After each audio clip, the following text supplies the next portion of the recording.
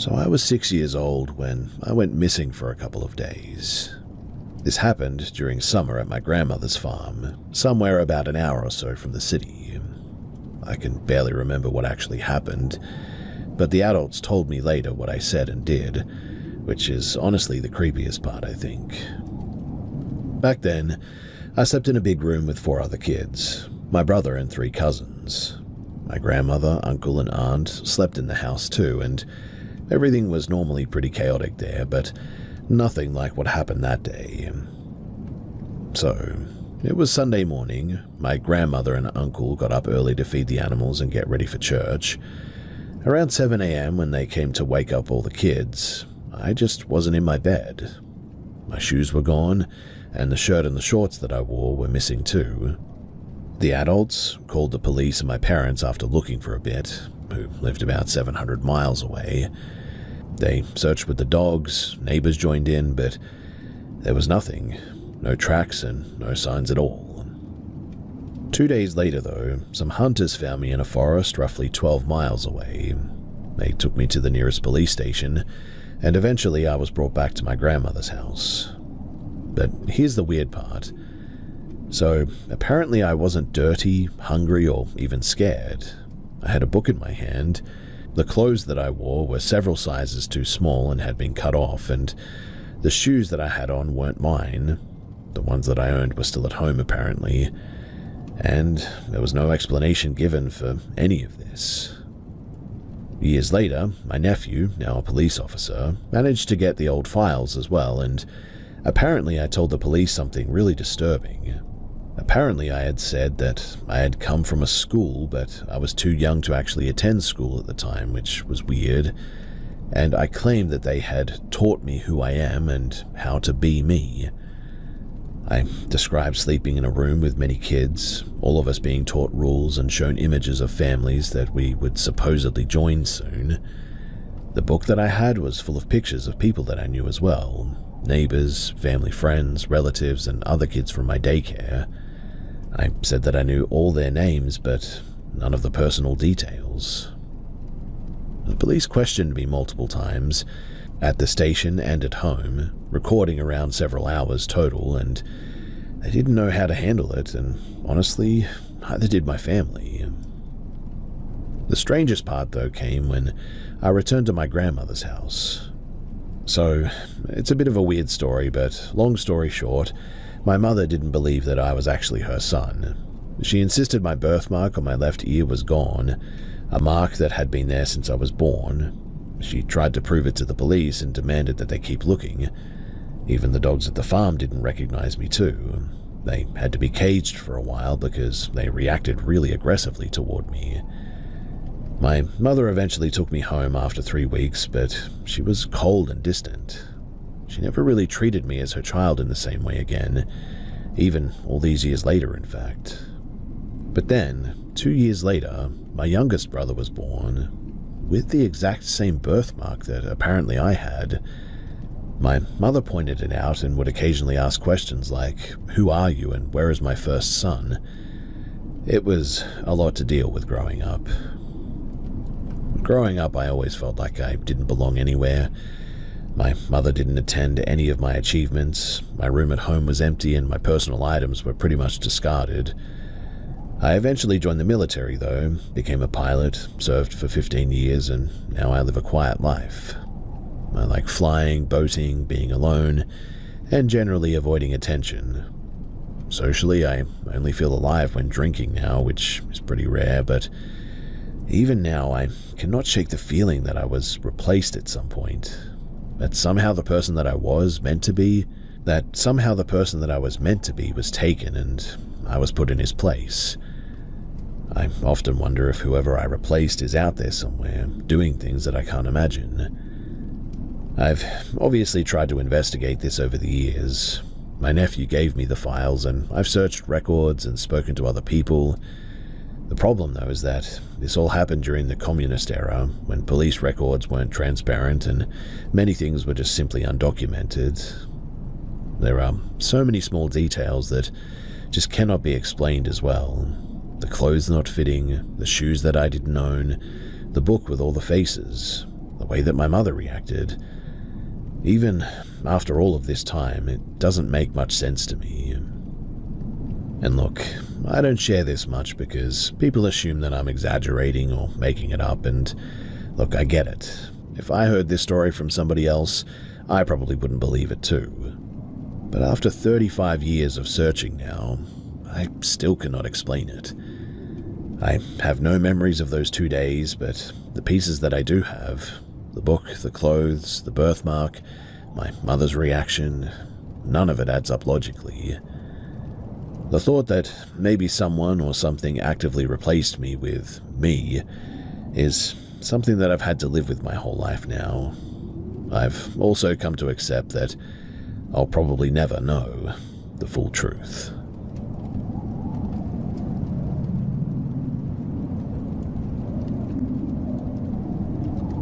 I've held on to this for years because I was afraid people would just call me crazy. I'm in my late 20s now, married, finishing my medical training, and have a family as well. So, yeah, it's not exactly the kind of thing that you post casually, I suppose. But I feel like I need to get it off my chest because I've never met anyone who's experienced anything like this before, and it still bothers me every now and then. This happened when I was 17. I had a part-time job doing early shifts at a bakery, and the shift started at 4:30 in the morning, so I'd usually wake up at around 3:45 to get ready, dress, brush my teeth, grab my wallet, keys, the usual. I hadn't had any alcohol, drugs, or anything else that could mess with my perception leading up to that morning too, just for the record. The house that I lived in at the time, it was at the edge of town on a slight rise, with a rough gravel driveway that wrapped around the back so I could avoid backing out into the street. That morning, I went out to my car and realized that some of my mum's friends' vehicles were blocking the driveway, so I decided to loop the car around the front yard to get clear instead. As I drove past the edge of the yard, my headlights caught something near the neighbor's paddock. At first, I thought it was a person because of the humanoid shape, but within a second, my brain rejected that idea. It was something else. Tall, skinny, but muscular, at least 6'5" by my estimate. The skin was pale grey with a slight sheen, almost like porcelain. Long arms that ended in hands that I couldn't fully count the fingers of, legs longer than they should have been, and feet that didn't look right at all. Its head was elongated and smooth, tapering slightly at the top, with huge dark eyes that caught the light from my headlights. I couldn't see a mouth, and the nose was just 2 tiny holes from what I could make out. No ears that I could see. It looked nothing like any human that I'd ever seen before. But the thing, whatever it was, noticed me immediately. It raised its arms slightly, turned, and bolted across the field toward the trees behind the neighbor's paddock at a speed that I have no idea how that is even possible. I don't exaggerate when I say that it moved faster than any human possibly could, sprinting and accelerating at a speed that only a vehicle is possible of doing. I yelled, slammed the gas, but didn't dare chase it into the paddock. My head was spinning the whole way down that street too, heart pounding out of my chest. I got to the stop sign at the end of the road, turned off the engine, and just sat there for a solid 5 minutes trying to convince myself that I was just seeing things. I went to work later that morning, tried to tell a couple of co-workers what I'd seen, or what I thought I'd seen. One laughed, another said that they believed in aliens and started talking about UFO sightings and conspiracy stuff that I didn't know anything about at all. Up until that moment, I didn't even think that aliens were real, or even if I had thought that they might possibly be, it was like a joke in my head. But when I got home that evening, I realized that my bedroom window, one that didn't have a screen and could easily be opened from the outside, was open. No one admitted to opening it too, and it was odd because I know that I hadn't done it the night before because I always locked it. It freaked me out enough though that I haven't slept with the window open since then. Since then, I've read stories online about tall grey humanoid encounters and all sorts of weird things, and while a lot of them seem exaggerated or sort of tied to drugs or something maybe, some match the proportions and the movements eerily close to what I saw that day. It's unsettling too, to say the least, when you read something like that. I don't think that I've ever fully processed what I saw. I've never seen anything like it again, but the memory of just how wrong it felt, how impossible it seemed, I cannot shake that. I've told a few close friends over the years, but never in any detail. Most people just write it off, which I guess I understand. I'm sharing it here though because if anyone else has had an encounter like this, I would love to know that I'm not the only one. Because even if it isn't explainable, like scientifically or whatever, it felt more real than anything I've ever experienced in my life.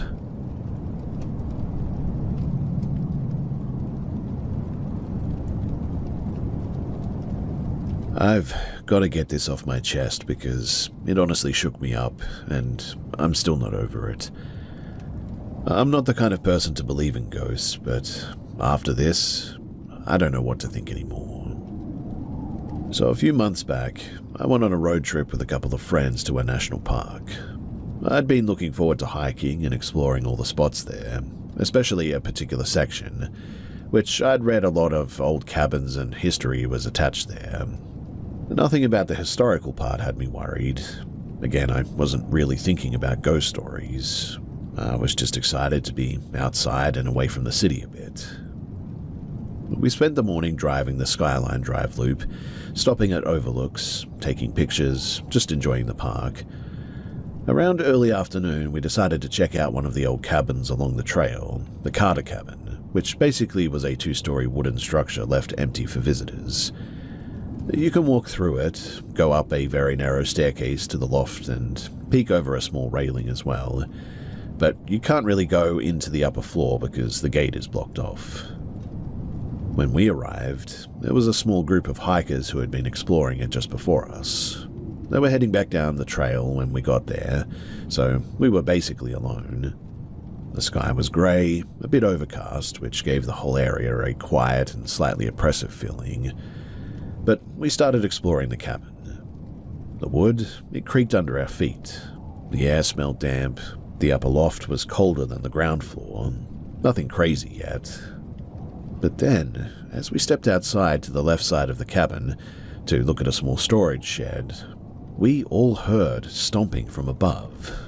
And I don't mean faint creaks. I mean clear, heavy, angry stomps, like someone was running from one side of the second floor to the other. It wasn't random either. It sounded deliberate, like somebody was pacing aggressively. At first, we assumed that someone had snuck back in after the previous hikers, so we went back inside to go and check it out. But there was no one there. The loft was empty. The stairs didn't make any more noise than before. The doors and the windows were still closed. My friend Kate even swore that she felt her chest suddenly tighten, like a weight pressing down on her. Something you don't expect from just thinking that there's a ghost. We all froze for a few seconds though, and then we started hearing it again. The stomping, moving from one side of the loft to the other, sometimes stopping near the blocked gate, so it sounded like it was watching us from above. It wasn't faint too. It was loud enough that it could have been somebody stomping in the woods, but there was literally no one there. You could hear the rhythm perfectly though. Left, right, pause, right again. We stepped outside again and tried to call out, but the moment that we all spoke, the sound stopped. And it wasn't just like it faded, it just sort of stopped all of a sudden. Silence. That's when I noticed something weird. A shadow along the railing of the loft. Not a full person, not clear, but just a silhouette of something moving very slightly. But when we looked directly, it disappeared. None of us could explain it, though. I tried to stay calm and rational. I mean, maybe it was an animal in the loft or something. but there were no gaps in the walls or the roof for a deer or a raccoon, or nothing could have made that pacing rhythm at least. My friends were shaking too, and we all agreed that it felt like we were being watched all of a sudden. Eventually, we left the cabin, but even on the trail back to the parking area, the feeling just didn't go away. Every crack of a branch, every gust of wind against the trees there sounded like footsteps. Every shadow looked like somebody else was following us, and the thing that really got me was how human it felt. Most creepy stuff in nature can be explained away by wind, wildlife, or your imagination. But the pacing, the pauses, the way the present seemed aware of us, it felt like someone or something was actively monitoring us. Since the trip, I've read a lot about the cabins there. There are multiple reports of unexplained sounds in the old cabins, people feeling a presence, shadows moving along the lofts. Some even report heavy footsteps that sound exactly like human pacing, disappearing when approached. I'm still unsettled thinking about it. I went back online and checked the cabin cams from the park rangers. They have motion sensors for wildlife there, and no human activity was recorded during the hour that we were there. Nothing. Honestly, I don't know what we encountered.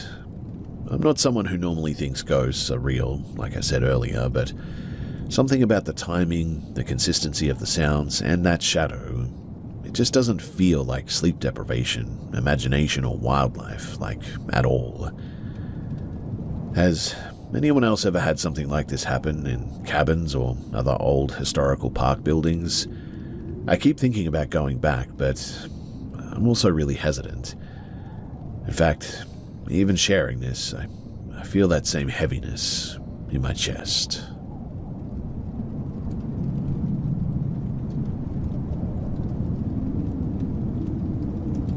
This is going to sound like a weird mix of folklore and personal experience, but it honestly shook me when it happened. I grew up hearing all kinds of local ghost stories, from my grandma mostly, in a small riverside town in southern Mexico. She never told them like scary campfire stories for kids. She talked about them like they were just things that happen sometimes, part of the world that you learn to respect, I guess. Our town had this old, narrow river running along the edge of the neighborhood, and during the day, people would hang out there, do laundry, talk, kids would play near the bank. At night, though, almost nobody went even near it. When I was around 14, I asked my grandma why this was. She just looked at me, paused, and then said, "Because sometimes she walks there." She was talking about La Llorona, but not like the movies or the memes online. According to her, you don't always see anything. Sometimes you just hear her, and that's enough. She told me a story from when she was about 16 as well. She and her cousin had stayed late at the neighbor's house, and on the walk home the streets were dark. The streetlights barely reached the river, and shadows stretched along the banks. And at first, everything was okay. But then they heard crying, soft and distant, not the kind of crying that a real person makes. Long, hollow sobs that seemed to stretch out across the night. Her cousin froze and whispered, "Do you hear that?" They both listened, heart pounding.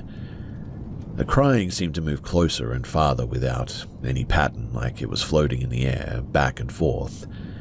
And then, faintly, they heard a whisper, almost like a mother calling for children. And that was when they ran. They didn't look back until they got home, and they were shaking. When they told her father, he didn't look surprised. He just asked, did it sound close or far away? When they said far, he nodded. Because, according to him, if the crying is distant, she's somewhere else. But if it's near, that's when people get in real danger. Now, I'd always shrugged this off as a bit of a story. That was, until a few years ago. You see, I was visiting my grandma again, and I was staying at her house late one night. It was maybe around midnight. The river was quiet, just a 10-minute walk away. The air was still.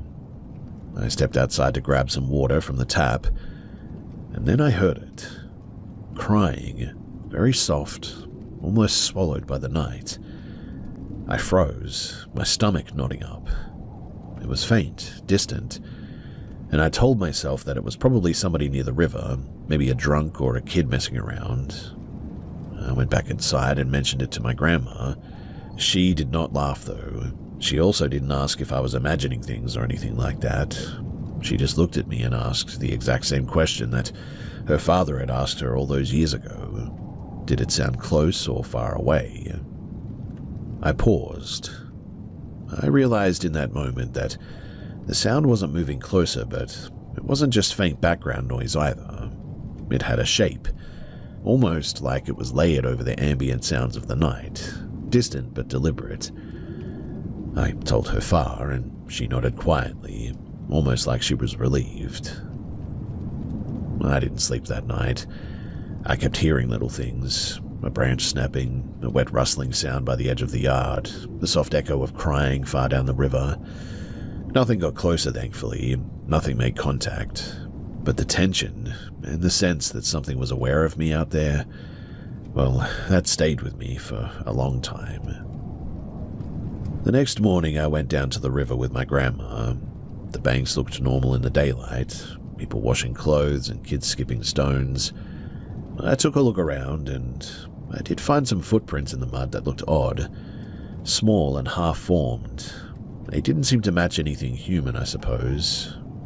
My grandma just shook her head and said that she'd seen those before, many times, always after hearing the crying at night. I've gone back to that town a few times since then. I've walked along the river at night, even. I've never heard anything close as that night, but every time that I get near it after dark, there's this pressure, a weight in the air, like the night itself is holding its breath almost. I don't know if it's her or something else, but after hearing what my grandma told me and actually experiencing something like it myself, I really don't doubt those old stories anymore.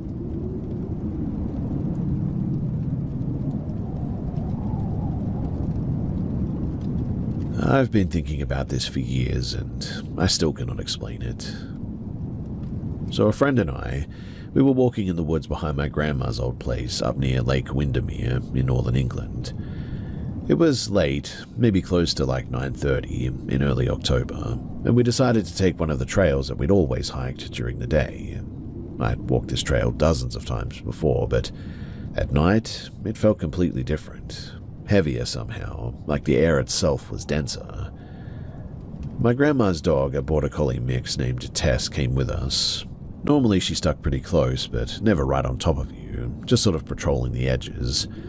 That night, she kept her usual perimeter, sniffing around, ears alert. By the time that we were heading back, night had fully fallen, and there was just enough light from the moon and a faint glow from the nearby lake to keep the trail visible. We didn't bring a flashlight, thinking that it was pretty unnecessary, but as we were walking, maybe 200 meters from the car, something moved in front of us. At first, I thought it was Tess. I mean, the shape was low and moving on four legs, but it didn't sound like her. No rustling and no sniffing sounds. Whatever it was solid black in the shadows, bulky, maybe the size of a large dog, but taller and broader. It stopped, seemed to point its head towards the ground for a second, then turned and disappeared into the trees. We froze, trying to make sense of it. My friend whispered, "Did you see that?" And I nodded, trying to rationalize it. Probably some big dog, maybe a stray, we told ourselves. We started walking again, slower this time, and then Tess appeared on the trail, maybe 15 feet ahead, the same distance that the shadow figure had been. That was when it hit me. This thing wasn't Tess. She'd been behind us the whole time, and nothing should have been moving so silently that close without her noticing. What got me the most, though, was just how precise it moved. I know that that sounds a bit weird, but what I mean is that it didn't crash through leaves or underbrush or anything. Every step was really measured and quiet, and it didn't look like an animal that I'd ever seen before. Broad shoulders, low stance, and the shadow made it impossible to see if it had eyes or a face or anything. We both took a few steps forward, though, and then Tess barked sharply at something behind us. I spun around, but the trail was empty. My friend grabbed my arm and said, "We're getting out of here," and that was all it took. We booked it back to the car, and I've never sprinted like that before, not even during track season. After we got to the car and Tess jumped in, we tried to think about what it might have been. Could it have been a deer? No. Deer don't walk like that, and they don't move silently with that kind of posture. Could it have been a bear? Unlikely. I mean, we haven't seen one in this area. My friend and I both agreed that we'd seen something humanoid but not human, and something that could move in total silence like that and fit between trees like it belonged there, but nothing like we'd ever seen before. I've been back to that trail during the day many times since then, and it's always quiet. Nothing else ever happened, and nothing else ever appeared. And Tess never reacted the same way either. She's fine on daytime walks. But that night, I swear that the forest itself had shifted around whatever that thing was, and I won't be going back there at night.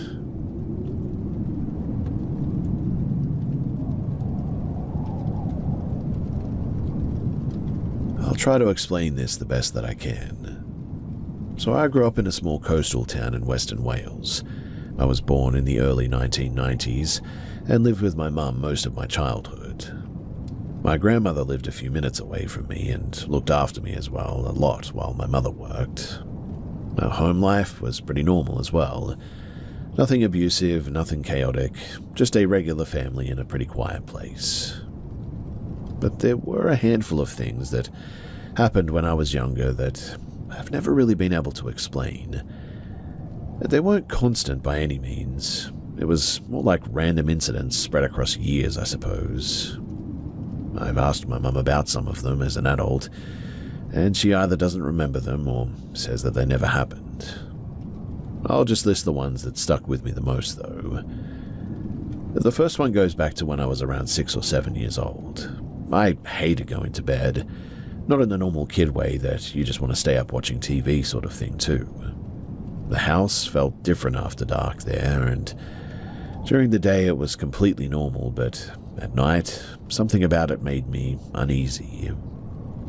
I used to keep the curtains shut because the windows faced the back garden, and there were trees behind the fence that really spooked me at the time. Around that time too, I started having a dream over and over again. In the dream, there was an owl sitting outside of my bedroom window looking in.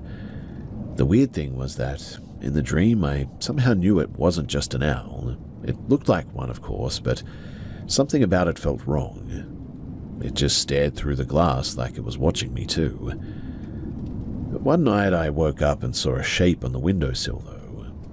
I remember sitting up and staring at it for a second before realizing that it actually looked like the same owl from the dream. I panicked and shouted for my mother. She came into the room and opened the curtains, and I remember the bird still being there for a moment before flying off when the curtain moved. I brought this up to my mum years later, and she insists that she doesn't remember that happening at all. According to her, she never called into my room about an owl, but the memory, it's so very clear to me. The next thing is a memory that's even harder to place in time. I must have been extremely young, maybe 3 years old. I've always wondered if it was just a dream, but it doesn't feel like one when I think back on it. What I remember is my mum carrying me somewhere at night. 2 other adults were walking behind us. I think one of them might have been my godfather, but I'm not completely certain. We walked into an area where trees were growing close together. They were overhead, so it almost formed a sort of natural dome. Inside that place, there were a bunch of people sitting on the ground in a circle. There was a woman standing at one side of the group wearing a long dark robe. Other people had robes as well. Someone had a big map or a chart laid out on the ground, and they were talking about stars or constellations or something. Obviously, at that age, I wouldn't have understood what they were discussing, but I do remember the conversation sounding serious and technical, like adults planning something. When I asked my mum about it later in life, she said that she had no idea what I was talking about. She's pretty firm that nothing like that ever happened as well. A couple of people suggested that maybe I was remembering a visit to some kind of greenhouse or botanical place, but the location in my memory was just trees and dirt ground, nothing built. Another strange thing that happened was when I was around 10. I had one of those old box TVs in my room sitting on a cheap folding table. On top of the TV, I kept 3 little plastic toy animals. They'd been sitting there for weeks at this point. One afternoon I walked into my room though, flicked the light switch, and all 3 toys suddenly shot off the top of the TV toward me. Not just falling off the edge either, they actually came forward across the room like somebody smacked them. One of them hit the floor near my feet, and the other 2 landed a bit further away. Mind you, there was nothing near the TV that could have knocked them like that. The table wasn't shaken, and there was nobody else in the room. I just sort of stood there trying to figure out what could have caused it. Eventually I put them back on the TV, and nothing like that ever happened again. When I was about 15 though, there was one other moment that really confused me. So I was sitting in the living room playing games on my Xbox. The sofa was near the doorway that led into the hall, and I thought that I heard someone coming through the front door, which was unusual because my mum worked different shifts. And out of the corner of my eye, I saw someone standing beside the sofa. I assumed it was my mother, so I said something like, "All right," without turning my head. But there was no answer. When I finally looked properly, though, there was no one there. The hallway was empty and the front door was still closed. I even checked the kitchen, thinking that maybe she walked past quickly, but the house was empty. My mum didn't get home until about an hour later as well. The last thing that happened, though, was when I was around 17. By then, I had a computer in my bedroom and spent a lot of time online. And one morning I was lying on my bed using the computer with my back toward the door. My mum was asleep in her room and there was nobody else in the house, but suddenly I felt somebody press a finger into my back 3 times in a row. It wasn't light either, it was firm, like someone trying to get my attention. I spun around immediately, expecting to see my mum standing there, but the room was empty. The door was open and I could see the hallway, but there was no one there. I ended up waking up my mum because it freaked me out so much. She checked the house thinking that maybe somebody had broken in or something, but all the doors were locked.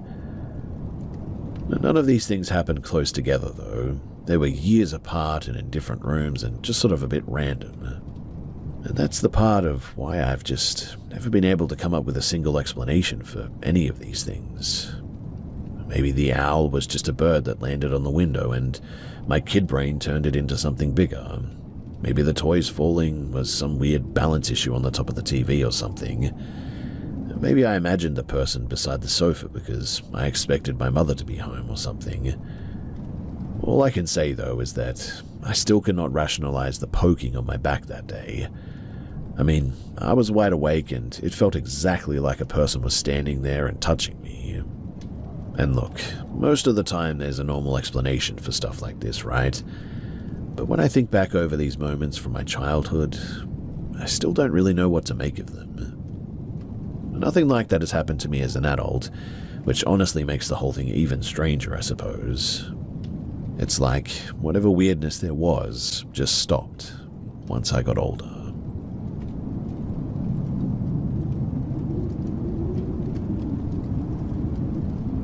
This happened when I was 29. I just moved for a clinical placement as a part of my psychology training. First time living completely on my own, new city, didn't know anyone nearby except a couple of co-workers. I had grown up pretty sheltered too, if I'm being honest. Nothing bad had ever really happened to me before, so my baseline for danger was pretty low, I would say. The unit that I rented was on the ground floor of an older complex. Cheap place, not very secure, but I didn't think too much of it at the time. Sliding glass door to a small patio, basic latch, and a bedroom window that honestly looked like you could force it open if you tried hard enough. But anyway, a few weeks in, my dad came to visit. He didn't like the place at all, said the locks were weak, didn't like how exposed the patio was, kept pointing out things that I hadn't even noticed at that point. I brushed it off though, told him that he was just being paranoid. The day after he left, I came home from work and noticed that he'd done something without asking me as well. He'd wedged these thick timber boards across the inside of the sliding door and the bedroom window frame, not nailed in permanently, but tight enough that you couldn't just move them quickly. I remember sort of being annoyed by that. It felt over the top, like he didn't trust me to handle living alone still.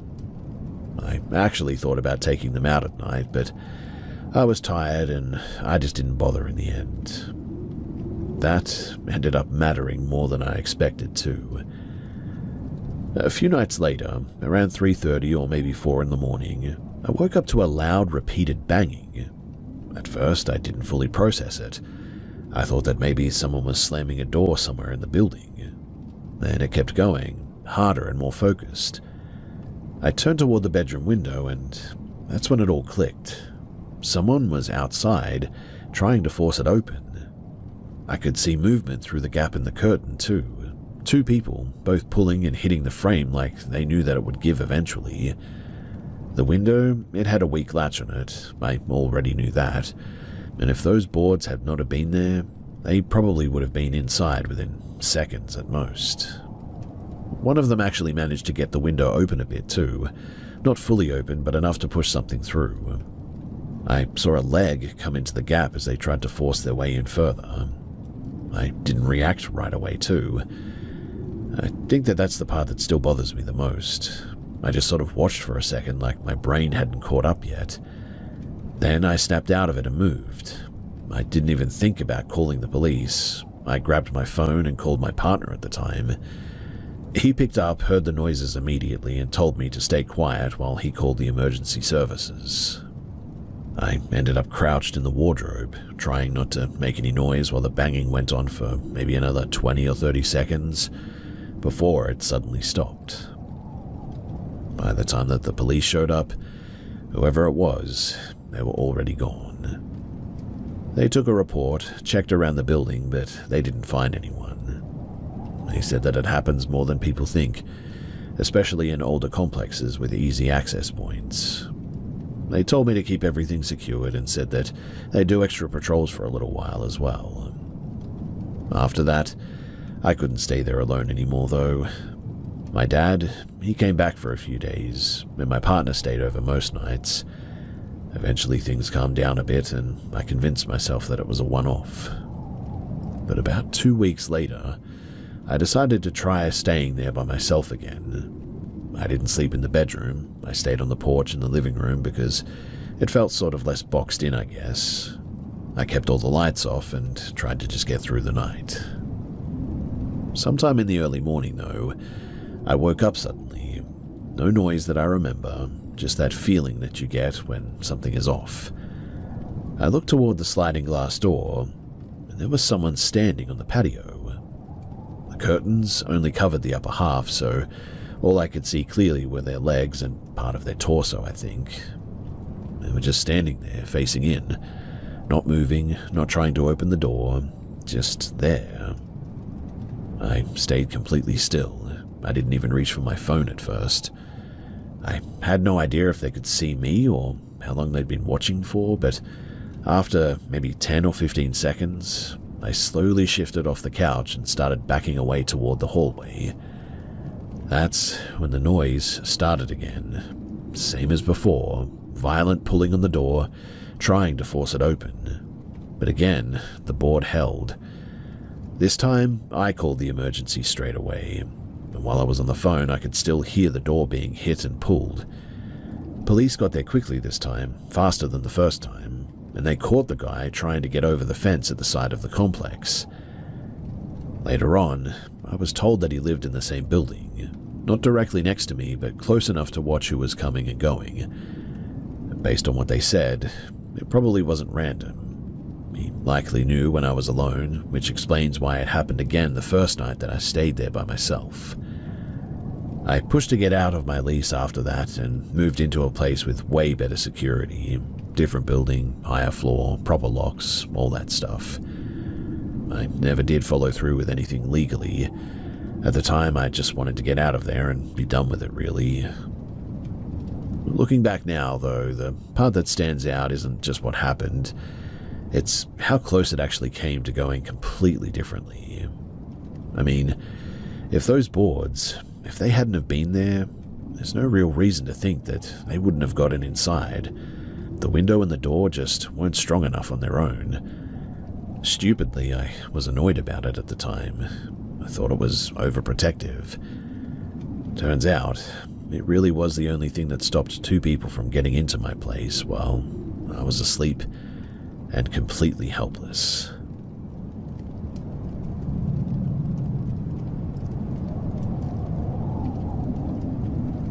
This happened when I was 14, and I still think about it because it's one of those situations where you can't fully prove what was going on, but it definitely wasn't normal. At the time, I was living in a suburb, a quiet area, low crime, lots of families. It was normal for kids my age to be out all day and just sort of head home once it got dark. No one really questioned it. One night I'd been out with a couple of friends riding some bikes and hanging around a park. I left later than usual, maybe around 9:30. It wasn't fully dark, but getting there for sure. I was walking home alone, just following the usual streets that I'd taken 100 times before. And about halfway home, I noticed a dark SUV parked on the side of the road. Once I passed it, it pulled out slowly and started driving behind me too. I didn't panic straight away. I mean, cars move around, people go places, but then I turned left onto a smaller street and it followed me down there. And that was when I started paying real attention. I slowed down a bit to see if it would pass me, but it didn't. It stayed behind me at a distance. So I decided to test it.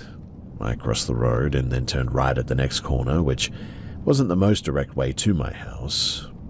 The car slowed, paused for a second, then turned the same way. That's when I knew that something was definitely off. My heart rate went up pretty quickly. I tried to act normal and kept walking, but I was watching reflections in the windows and cars to keep track of it. It stayed behind me, not close enough to seem obvious, but not far enough to ignore either. I made another turn, this time into a street that basically looped back toward where I had just come from. There was no reason for the driver to follow unless they were deliberately tracking me as well, and they followed again. At that point, I stopped walking and stepped onto the footpath near a driveway, like I was about to check my phone. The SUV rolled forward and then stopped right next to me. The windows, they were tinted, but not completely. I glanced over for a second, just enough to get a look inside. There were two people in the front. Both had something covering their faces. Not like full balaclavas, but more like scarves or something pulled up high, I would say. That, though, was enough for me. I didn't wait to see what they would do. I just turned and I ran. Not even toward my house, but just away from them. I cut through a side street, jumped a low fence into somebody's yard, then cut through the next street over. I remember my legs feeling like they weren't keeping up with what my brain was telling them to do. I hid behind a parked car for a bit, trying to listen. I couldn't hear the engine anymore, but I didn't trust that they'd actually left. After a minute or two, I kept moving, staying off the main road and cutting through the back paths and alleys until I got close to my place. I didn't go straight home either. I circled the block once just to make sure that nothing was following me, and when I finally got inside, I didn't tell my parents in the end. I don't really know why I didn't too. I think a part of me thought that I'd get in trouble for being late, or a part of me was still trying to convince myself that I'd overreacted or something. It wasn't until a few weeks later that it really hit me just how bad it could have been. I started replaying it in my head, how they matched every turn, how they didn't pass me, how they stopped right next to me instead of just driving on. And then, About a year later, there was a news story about a house a few suburbs over being raided. From what I remember, it was linked to people targeting teenagers, trying to pick them up off the street or something. I don't know if it was actually connected to what happened to me, and I'm not going to claim that it actually was, but the timing and the location really stuck with me. Looking back now, the biggest thing is how calculated it all felt. They didn't rush, they didn't yell anything, they just followed, waited, and then got close enough. If I hadn't have changed my route or tested them, I probably would have just kept walking like normal. And if I hadn't have run when I did, I don't really know what would have happened to me. Again, I don't know exactly what their intentions were, but I'm pretty sure that it wasn't harmless. If anyone else has gone through something like this, then you'll know how something like this really feels and how it just sticks with you for, well, years now.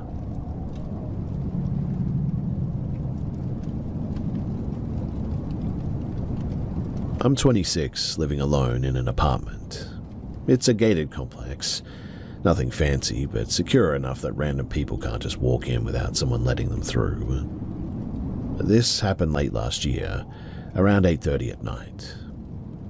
So I ordered food through Uber Eats, just something basic plus a drink. Standard routine. Driver arrives, I buzz them in, they drop it at my door, I open the gate again so that they can leave. I've done it heaps of times, never had any issues. This time everything seemed normal at first as well. I let the driver in, got the notification that it was delivered, opened the gate so that he could leave, and when I grabbed the order, the food was there, but the drink wasn't. I was annoyed, but not completely surprised either. I mean, this also happens all the time. So I just ate and planned to report it afterward. After I finished, I checked the app and saw that I'd missed a few calls and had voicemails from the driver. The first voicemail was weird but not alarming. He just said, "Hello, hello, are you there, miss, and then it cuts off like he's unsure what he's doing. The second one is mostly silence, and then you hear him quietly say, "I don't know how to fix this," like he's talking to himself and not me. But the third one is a completely different tone. He sounds irritated, says something like, "Alright, I'll just assume that you don't want it then." At that point, I figured that he realized that he forgot the drink and was stressing about it. Didn't think much beyond that.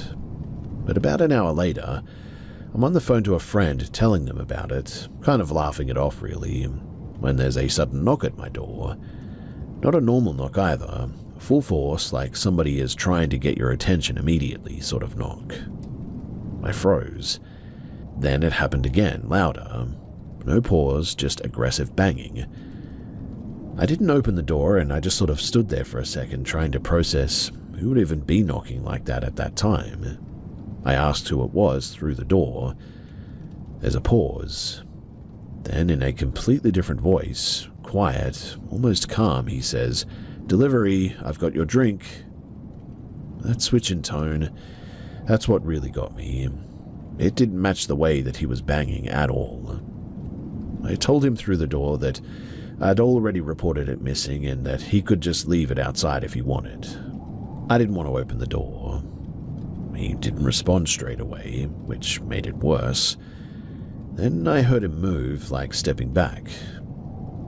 I waited maybe 20 seconds, I would say, then checked through the peephole, and he was still there, standing a bit off to the side now. And that's the part that really bothered me too. His car was parked just outside, close enough that I could see into the back seat through the open door. It wasn't just normal delivery stuff. There was like a roll of tape, or what looked like rope as well, coiled up, and something that looked like a knife sitting on the back seat. There were also a couple of objects that I didn't immediately recognize, but they looked like adult toys, I would say. Definitely not something that you'd expect to see in a delivery driver's car. Could all of that have some kind of an explanation? Well, maybe, but seeing it all together at that time with the way that he was acting, it just didn't sit right at all. I backed away from the door and called my friend again, put them on speaker and told them what I was seeing. They told me not to open the door under any circumstances, and after another minute or so, I heard footsteps going away. I opened the gate remotely and watched through the window until I saw him actually leave the complex. I didn't grab the drink right away. I left it sitting outside for a good 10 minutes, just watching to make sure that he didn't actually come back. When I finally picked it up, I threw it straight in the bin too. No chance that I was drinking that. But I did check the cap, and the seal was definitely broken. What I still don't understand is how he got back in though. I mean, I had already let him in. Someone else must have opened the gate, or he followed another car in or something. Either way, he came back in over an hour later, specifically to my door, over a drink that wasn't even really a big deal. I didn't report him at the time. Honestly, I was too scared to. He knew exactly where I lived after all, and had already shown that he could get back into the complex. The idea of him being contacted or getting in trouble and then coming back didn't feel worth the risk. Looking back now, a few things certainly don't add up. I mean, the voicemails, the change in the tone, how hard he was hitting the door, the fact that he waited instead of just leaving the drink, and then what was in the car as well. Maybe the stuff in the car had some unrelated explanation and he was just stressed about his job or whatever, but the whole situation didn't feel normal at any point after those calls. It's been months now and nothing else has happened, thankfully, but I still double-check the gate every night now, and I don't open the door for deliveries anymore too.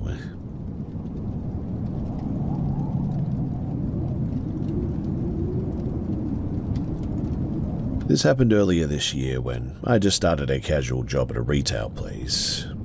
It was one of those stores where half the staff are pretty much teenagers, like 15 to 18, and the rest are early 20s. A new guy started maybe a few days after me as well. From the outside, nothing about him should have been an issue. He was polite, always saying hi, always smiling, always trying to be helpful. Managers liked him straight away because he followed instructions exactly and never pushed back. But something about him just didn't sit right with me almost immediately.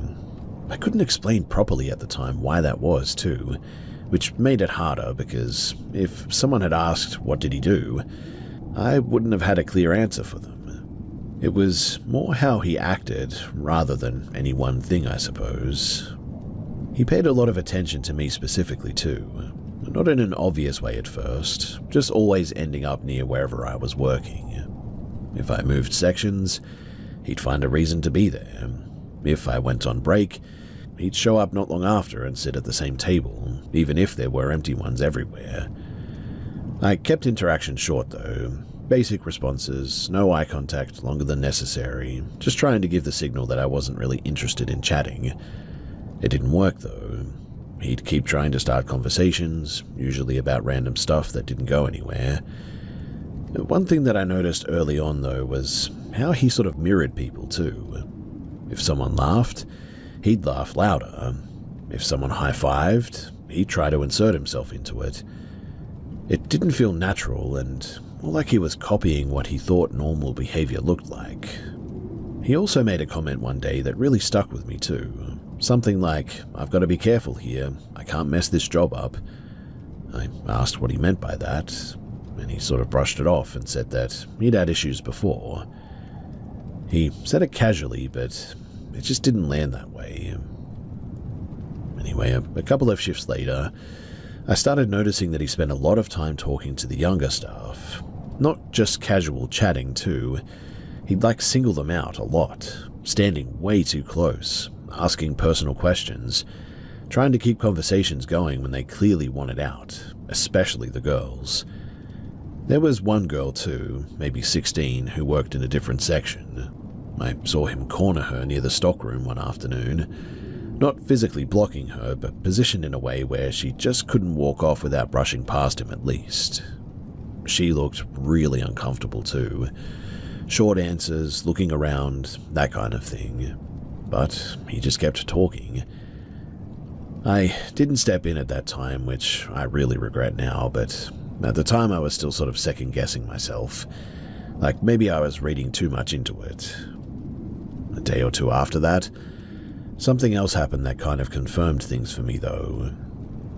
I went out to the staff car park on my break to grab something from my bag, and his car was parked a couple of spots over, boot slightly open. I wasn't trying to snoop, but it was in clear view when I walked past it, and inside there was stuff that really didn't make sense for normal work setup. There were handcuffs, a duffel bag with things in it, what looked like a combat knife sitting loose there. There were also pictures of people in there, not hidden and just sitting there, mixed in with everything else. On their own, maybe each thing could be explained, I suppose, but altogether, plus everything else that I'd already noticed, it didn't feel like a coincidence anymore. I didn't touch anything, just kept walking, but it stuck with me for the rest of the shift, for sure. Then, 2 shifts later, I came in and all of a sudden he just wasn't there anymore. At first I thought that he'd called in sick or something. Later though, one of the supervisors mentioned that apparently he'd been let go. I asked why, and they didn't want to go into detail, but one of the other staff told me that he'd been reported for making one of the underage girls really uncomfortable, repeatedly, enough that it got escalated straight to management. After that, one of the managers that I got along with pulled me aside and basically said, off the record, that he apparently had a history that they didn't fully pick up on during the hiring process. I'm not going to repeat exactly what was said, but it involved prior complaints about inappropriate behavior with minors. And that was enough to connect everything. Looking back, the pattern was there from the start too. The over-the-top friendliness, the way that he inserted himself into conversations, the focus on younger staff, and the comment about not being able to mess up again. And then what I saw in his car too. I keep thinking about how close he was getting to people before anyone stepped in, and I also keep thinking about how I didn't say anything when I first noticed that something was actually off. Nothing actually happened to me, but I'm pretty sure that the only reason for that is because I kept distance from the beginning. And honestly, I think the only reason he paid attention to me at all is because I look younger than I am. I get mistaken for being a teenager pretty often, in fact. Since then, I've been a lot more direct when something feels wrong. At the time, I kept telling myself I needed proof before saying anything, but realistically, that just gave him more room to keep doing what he was doing. Anyway, that's it. He was only there for about a week, but it was enough to leave a pretty bad impression for sure. I'm curious, though, if anyone else has worked with someone like this, where nothing obvious happens at first, but everything about them just feels off from day one.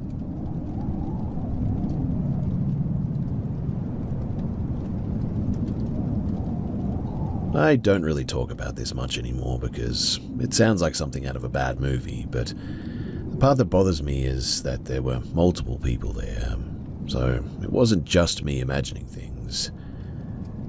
This was when I was around 11, living with my mum, her partner, and my older sister. We had literally just moved in that week.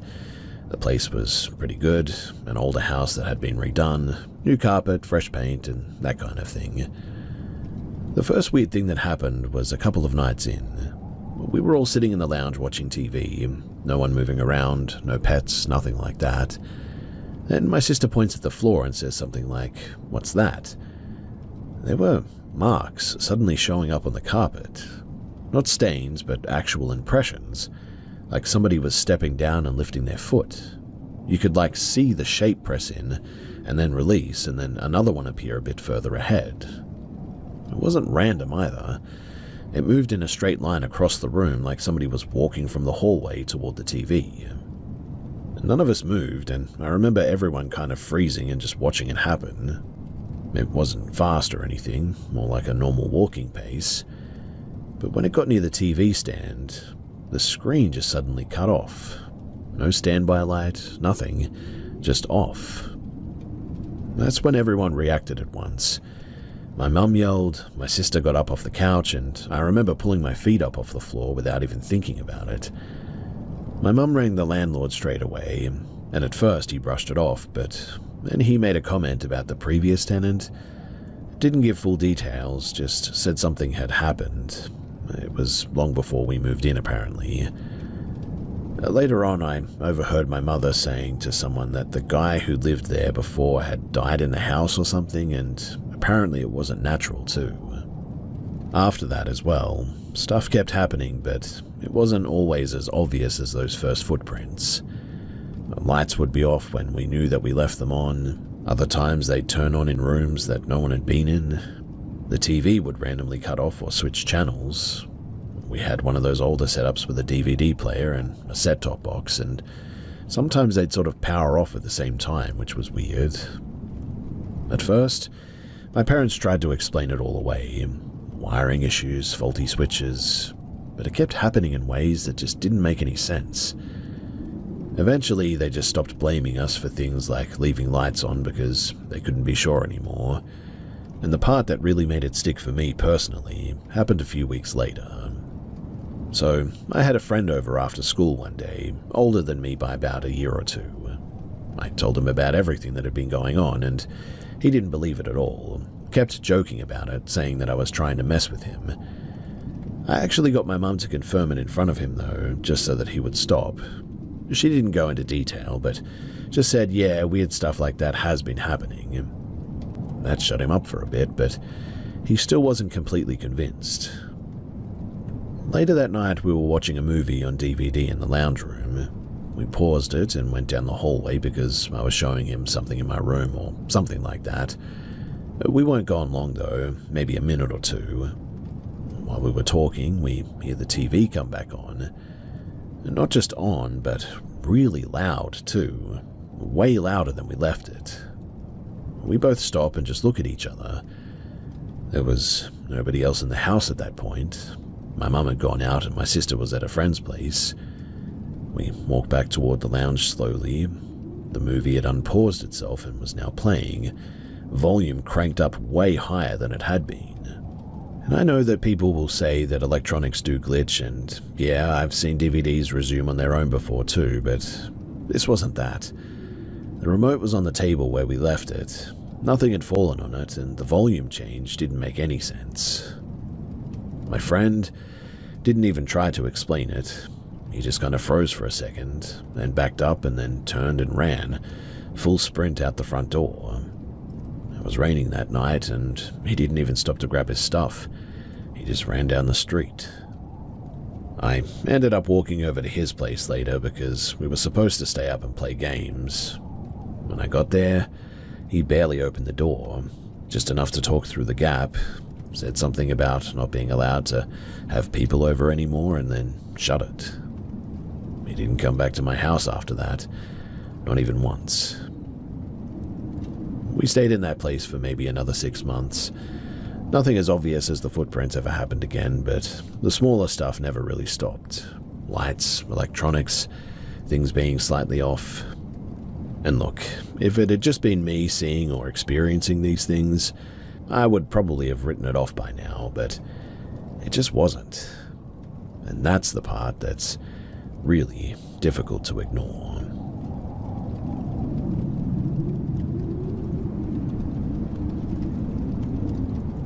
This was a couple of years ago when I was doing some seasonal work. I was on a forest crew doing some fire risk reduction, basically just clearing some scrub, thinning out some trees, running chainsaws all day. Pretty standard contract work, really. Long shifts, rough terrain, everyone tired by the end of it. We were based out of a basic campsite just outside of town near a reserve area. Nothing remote, but far enough that once it got dark, there wasn't much around except for some forest and the occasional car way off in the distance. This was the first night of a stretch where we were working about a week straight as well. Everybody was wrecked. I mean, we'd been cutting all day, hauling debris, feeding the chipper, the usual. We ate dinner, sat around for a bit, and then some people started heading to their tents. I wasn't ready to crash yet personally, so I went for a walk down one of the trails near the campsite. Two of the guys that I worked with, Josh and Liam, they caught up to me as well not long after. We just sort of walked and talked for a bit, nothing serious. I think we were complaining about work a little bit, joking around and just some normal stuff. We ended up at a fork in the track where the trees opened up a bit. There was a small clearing, enough space to actually see more than a few meters in front of you. We hung around for a while, maybe about half an hour I would say, just standing around and talking. At some point I noticed movement off to the side though, not directly in front of me, but more on my peripheral I would say. I didn't react straight away because I thought that it was just one of the guys shifting or maybe an animal or whatever. But then I actually looked, and there was something moving between the trees, maybe 10, 15 meters away. It looked roughly human-shaped, but about average adult height, I would say, but there were no real details to it. No face, no clothes, nothing. Just a pale shape, like a silhouette, but lighter than the background instead of darker. The way that it moved is what really stood out to me, though. It didn't walk, it sort of slid across the ground.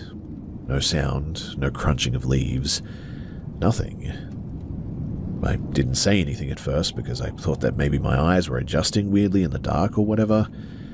But then it moved again, crossing a bit closer to the track that we were on. That's when I quietly said Josh's name and he looked up, followed where I was looking, and just went quiet. I asked him if he could see it. He didn't answer straight away, just stared at it for a second, and then said something like, "Yeah, I see it." Liam looked over too at this point, and once all three of us were focused on it, it changed direction slightly. Not fast, just deliberate, like it was aware that we were watching now. It moved across the track in front of us, still no sound, and then went behind a cluster of trees. We waited maybe a second or two to see if it would come out the other side, but it didn't. That's when the mood shifted completely too. Nobody was joking anymore. No one tried to explain it. We just turned around and we walked back faster than we came. About halfway back, that turned into a bit of a run as well, not even planned. We all just sort of picked up the pace at the same time. Back at camp, we didn't make a big scene about it. Just told a couple of the others what we thought that we saw. We received mixed reactions. Some believed us, some didn't. Some said that it was probably just light playing tricks or somebody else walking around out there. I tried to rationalize it too. I mean, it could have been a person in light clothing, I suppose. But there was really no reason for anyone else to be out there. And the way that it moved didn't line up with somebody walking. No footstep sounds at all, which you definitely hear out there, even at night. But a few days after that, I was heading back to camp alone just before dark at some point.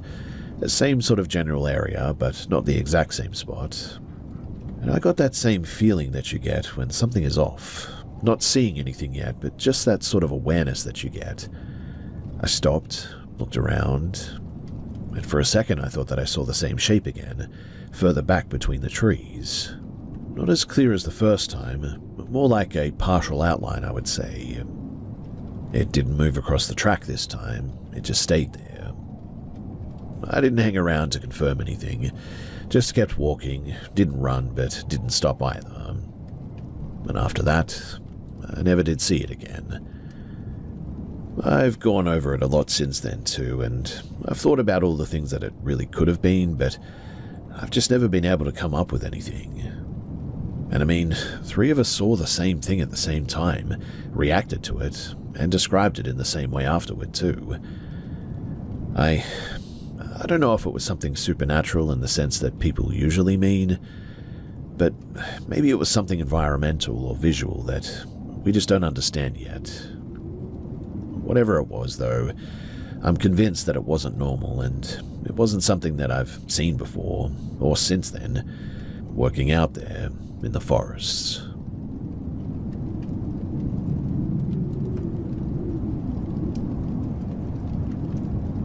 This happened when I was around 10 or 11 years old. So my family moved out to a place on the outskirts, a bit more isolated than we were before. Not rural farm isolated, but you couldn't just walk to the shops or anything anymore. A pretty quiet area, older houses. The place itself looked fine, recently cleaned up, nothing obviously wrong with it. The first week was pretty normal too. Then some things started happening, mostly around my mum as well. Lights turning off while she was still in the room, cupboards being opened when she swore that she shut them, that sort of thing. At the time, I didn't really think too much of it. I just assumed that she was forgetting or we were messing with each other. What made it different for me, though, was the bathroom mirror in the main bedroom. I did not like going in there alone. Not because of anything that I'd seen at first, but just a feeling that something was off there. Hard to explain. After a couple of weeks, though, I started noticing something in the reflection. Not directly in the room, but only ever in the mirror. At first, it was just movement behind me when there was nothing actually there when I turned around. Then it got clearer. I'd see what looked like two figures standing further back in the room, one taller and one smaller. No clear faces and just outlines. The smaller one was always closer to the taller one, and I didn't tell anyone straight away about this too because I really didn't know what to make of it. Around the same time, I started hearing someone call my name at night. It didn't sound like my parents too, it sounded like a kid almost, but not clearly enough to say exactly who. The first couple of times I ignored it. One night though, it kept happening. Same voice, same tone, just repeating my name over and over again. I remember being half asleep and trying to ignore it, and then feeling something grab my arm. Not a light touch either. It actually pulled enough that I sat up properly. There was nothing there when I looked, but after that, I started avoiding being alone in certain parts of that house. Another incident that stands out happened on the stairs. So I went upstairs to grab something, and as I turned to come back down, I felt a push from behind. Not enough to send me flying, but certainly enough to lose balance and go down a few steps pretty hard. At the time, I told my parents that I slipped. I didn't mention the push because I didn't think that they would even believe me. Things kept happening like that, though. Doors closing when nobody was there, doors closing when no one was near them, locks turning, stuff being moved slightly out of place. Nothing too dramatic in that sense, but consistent enough that it didn't feel random for sure. My dad, he didn't believe any of it. He thought me and my mum were just sort of winding each other up or reading into things too much. That all changed, though, when my mum went away for work for a few days one time. While she was gone, the same stuff started happening around him. Lights, doors, things moving. He didn't admit it straight away, but you could tell that something had changed in how he acted in the house. He stopped brushing it off completely, in fact. And in the end, we ended up moving out within a year. Official reason was just location and work, but it definitely played a part, let me tell you. After we left, I tried to look into the place a bit later on, and I never really found anything concrete. No reports, no obvious history tied to it, just a normal house on paper. And the part that still really gets me isn't even from when we lived there. You see, when I was about 18, I had what I thought was a really vivid dream. I was back in the area that we moved to after that house, and there was an older woman talking to me like she knew me. She kept saying stuff like, "No one comes to see us anymore," and asking me to come inside. What made it really weird, though, is that I recognized the street layout. It matched a real place near where we had lived after we moved. I brushed it off as a dream, but it stuck with me more than usual for whatever reason. Anyway, about a year later, I had another one. Different setup, but same general area. And this time I was with a friend, and I remember arguing with them in the dream about whether any of this was actually real. They kept saying none of it existed, that I was mixing things up. But it was towards the end of that dream that I remember seeing the old place, and I remember seeing a dark shape or a sort of shadow being inside of one of the top windows of that place in the dream. Since then, I haven't had anything like that happen again. No more voices, no more stuff moving, nothing like that happened in that house. It's the physical stuff, though, especially. The arm grab, the push on the stairs, multiple people noticing things independently. That's always made me think that there was something really weird going on there. I don't really have a conclusion as to what it actually was. I try not to think about it every day, but it's one of those things that just never really fully leaves you because there's just no clear explanation for any of it. If it had just been one or two really minor things, I probably would just dismiss it, but it was consistent over months, involved more than just me, and then just sort of stopped once we left. And that's really the part that doesn't sit right with me.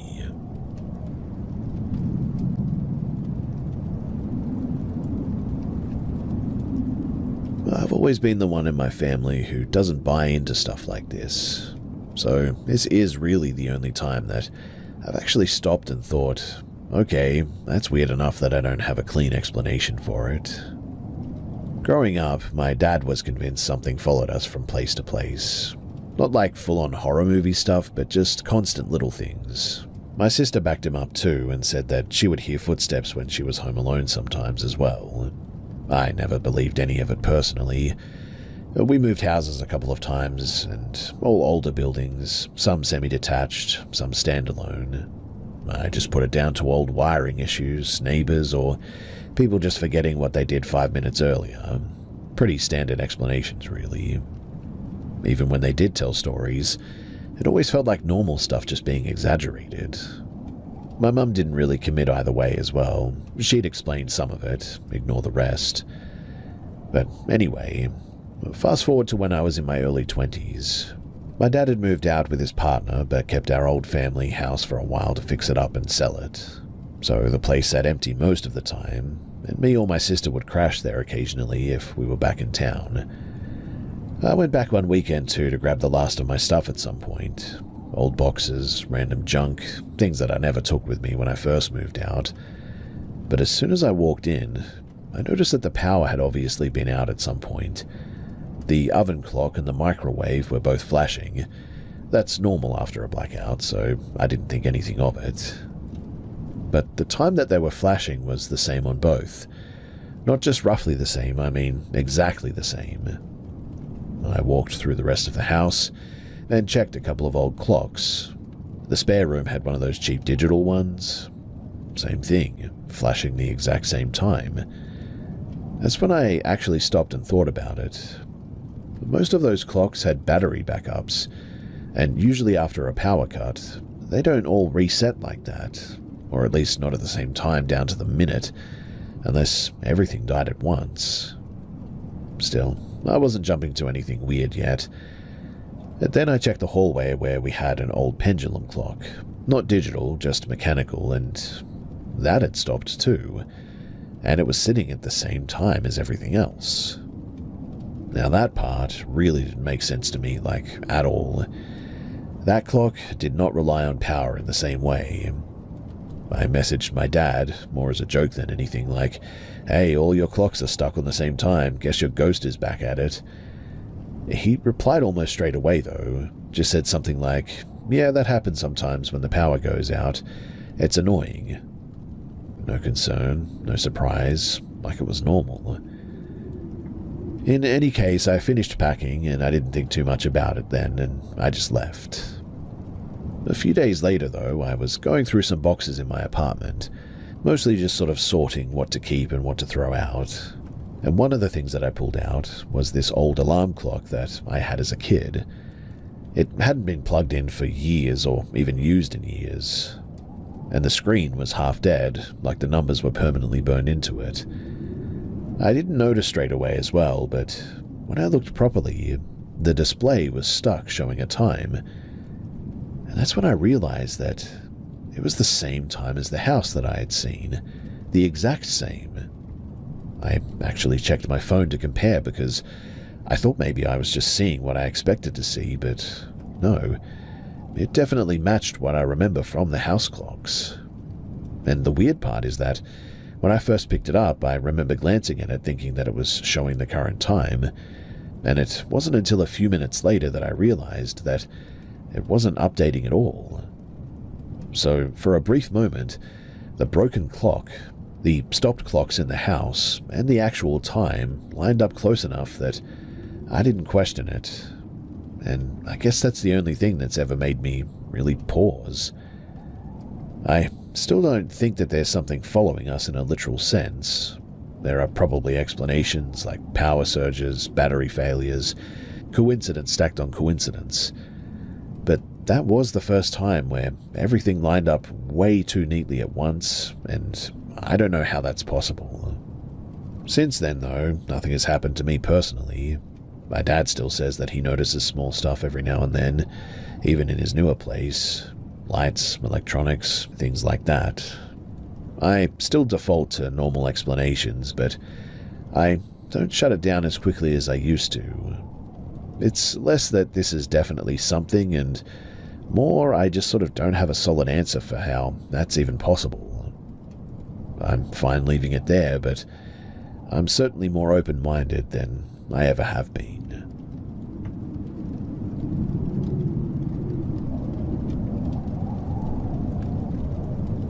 So I'm 19 and living with my family in a place that we just moved into recently.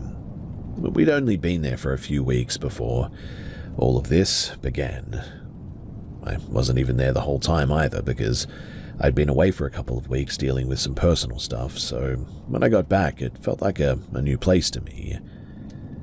Before moving in, I bought one of those old porcelain dolls from a second-hand shop. Not because I believed anything about them, I just thought that it looked interesting and I really liked it. It sits on a shelf in my room, and I'm mentioning it because people always jump to that, but I'm not doing anything weird with it. It just sort of sits there. But the first thing that started happening, though, wasn't even while I was awake. It was the dreams. The first night actually sleeping there, I had this long, messy dream about moving house, but the house in the dream wasn't ours. It was way bigger, didn't make sense layout-wise, like rooms connected in ways that they really shouldn't. And it felt wrong, but I didn't question it until I ended up in a bathroom that didn't match anything that I'd ever seen. That's when it got more clear, and I remember thinking that this just isn't really right. The next thing that I remember is being in what was supposed to be our current house, except it looked abandoned, like everything was dirty and left there for years. In the kitchen, there was a dead animal on the floor too. I won't go into detail, but it was enough to make me panic and leave, and then I woke up. After that, the dreams got more specific too.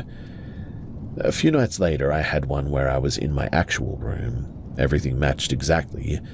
I was lying in bed and I couldn't move. There was something standing near the doorway as well. No detail, just a shape. And at the same time, I could hear this, banging noise, like someone hitting the walls on both sides of me. Not random either, it had rhythm to it. I tried to get up, and it felt like my whole body was suddenly just completely numb. I managed to move eventually, but it was like I couldn't control it properly. I kept falling over, trying to get to my parents' room, and when I finally got there, the same figure was standing near them. Tried to yell, nothing came out, and then I woke up. I looked into that one later, and yeah, it lines up pretty well with sleep paralysis, so again, I didn't think too much of it on its own. Another time, I fell asleep on the couch and had one of those sort of woke up but didn't actually wake up sort of loops. Don't know if you've ever experienced it, but it's kind of weird. Like, I would get up, fall over, then suddenly I'm back where I started. Happened multiple times in a row as well. At one point, I thought that I saw my dad standing nearby, but something was off about it. I couldn't see his face clearly, and the details didn't really match, but again, could be explained by sleep stuff. I get that. Now, the reason that I'm not fully writing this off is because of what's been happening while I'm actually awake lately. The first thing was my headset. I keep it on a stand next to my desk. Pretty stable, doesn't just fall over or anything. A few times I'd leave the room and I would come back and they would be on the floor. I blamed my cats straight away at first, but then one night I'm in bed, both cats are with me, one literally lying on my chest and the other asleep across the room, and I hear a noise.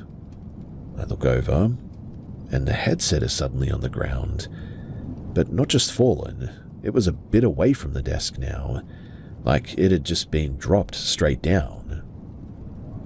Still didn't really freak me out, I guess, but I just didn't really have an explanation for how that happened. Well, the next thing was my door. I was sitting at my computer one day and I heard it creak behind me, so I turned around and it was slowly opening. There was no one else in that part of the house at the time, no windows open either, so it wasn't like a draft or a gust or anything. But I got up and shut it properly and went back to what I was doing, trying not to overthink it. But it's the last thing that actually happened that really got to me. So I was asleep and had another one of those sort of can't move properly dreams. But this time it didn't feel exactly the same. In fact, at some point I woke up properly, at least I think I did, and I swear to you that I felt something grab my foot and pull. Not a light touch as well, enough that my leg actually moved. I grabbed my phone straight away and turned the flashlight on. Both cats were across the room together, nowhere near the bed, and they looked wide-eyed and freaked out. That's the point where I stopped being relaxed about it too. And since then, I've been sleeping with a light on most nights. I know that sounds really stupid, but I just haven't had the same kind of dreams as often when I do that. The physical stuff hasn't completely stopped, but it's less frequent, I would say. But it's the timing of everything and the overlap between the dreams and the stuff happening while I'm awake that's really starting to throw me off and make me think that there's something else here. I don't really know what to make of all of this. I certainly don't have a label for it. I just know that I didn't have any of this happening before moving into this place, and it all started within a couple of weeks of being there.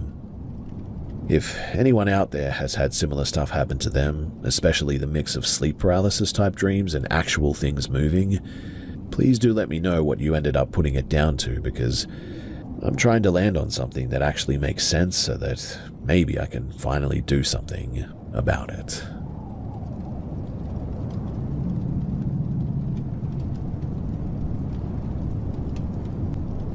So this happened mid-2021 when I was studying and working evenings at a small hotel. It was a business hotel near a train station. Late shift was pretty predictable there. Check people in, answer some basic questions, then wait around until it's time to close things up. That night, it was just me and one coworker. We worked together a lot, so most of the time we were just talking to pass the time once the main check-in rush was done. Around maybe 7 p.m, I would say, this group walks in. 2 adults and a kid. Straight away something felt off about them too, but not in a sort of dramatic way. More like your brain notices something that just isn't matching expectations, but you can't quite put your finger on it. The guy was really tall and thin, wearing hiking gear, even though it wasn't that kind of area. The woman looked completely different style-wise, like overly dressed compared to him. The kid was maybe 8 or 9 years old, and just sort of stood there, not looking around, not fidgeting, nothing. All 3 of them, as well, were eerily still. Normally, families are talking, asking questions, kids messing around and whatnot, but these 3, they didn't say anything unless I asked directly, and even then it was really short answers. No small talk, no eye contact beyond what was necessary. While I was checking them in, the whole reception area just felt really tense too. Not loud and not aggressive, but just quiet in a way that made you aware of it. My coworker stopped talking completely, which was not like her at all. I gave them their keys, explained where the lifts were, standard stuff. They walked off together without saying anything else. The second that they were out of sight, though, the feeling just suddenly dropped, like it wasn't there anymore. My coworker immediately goes, "That was weird, right?" And I said, "Yeah, but we didn't really go deeper than that. I mean, you do get odd guests from time to time." Anyway, maybe 15 minutes later, another guest comes in. Normal interaction, she's asking about places to eat, we're giving suggestions, nothing unusual.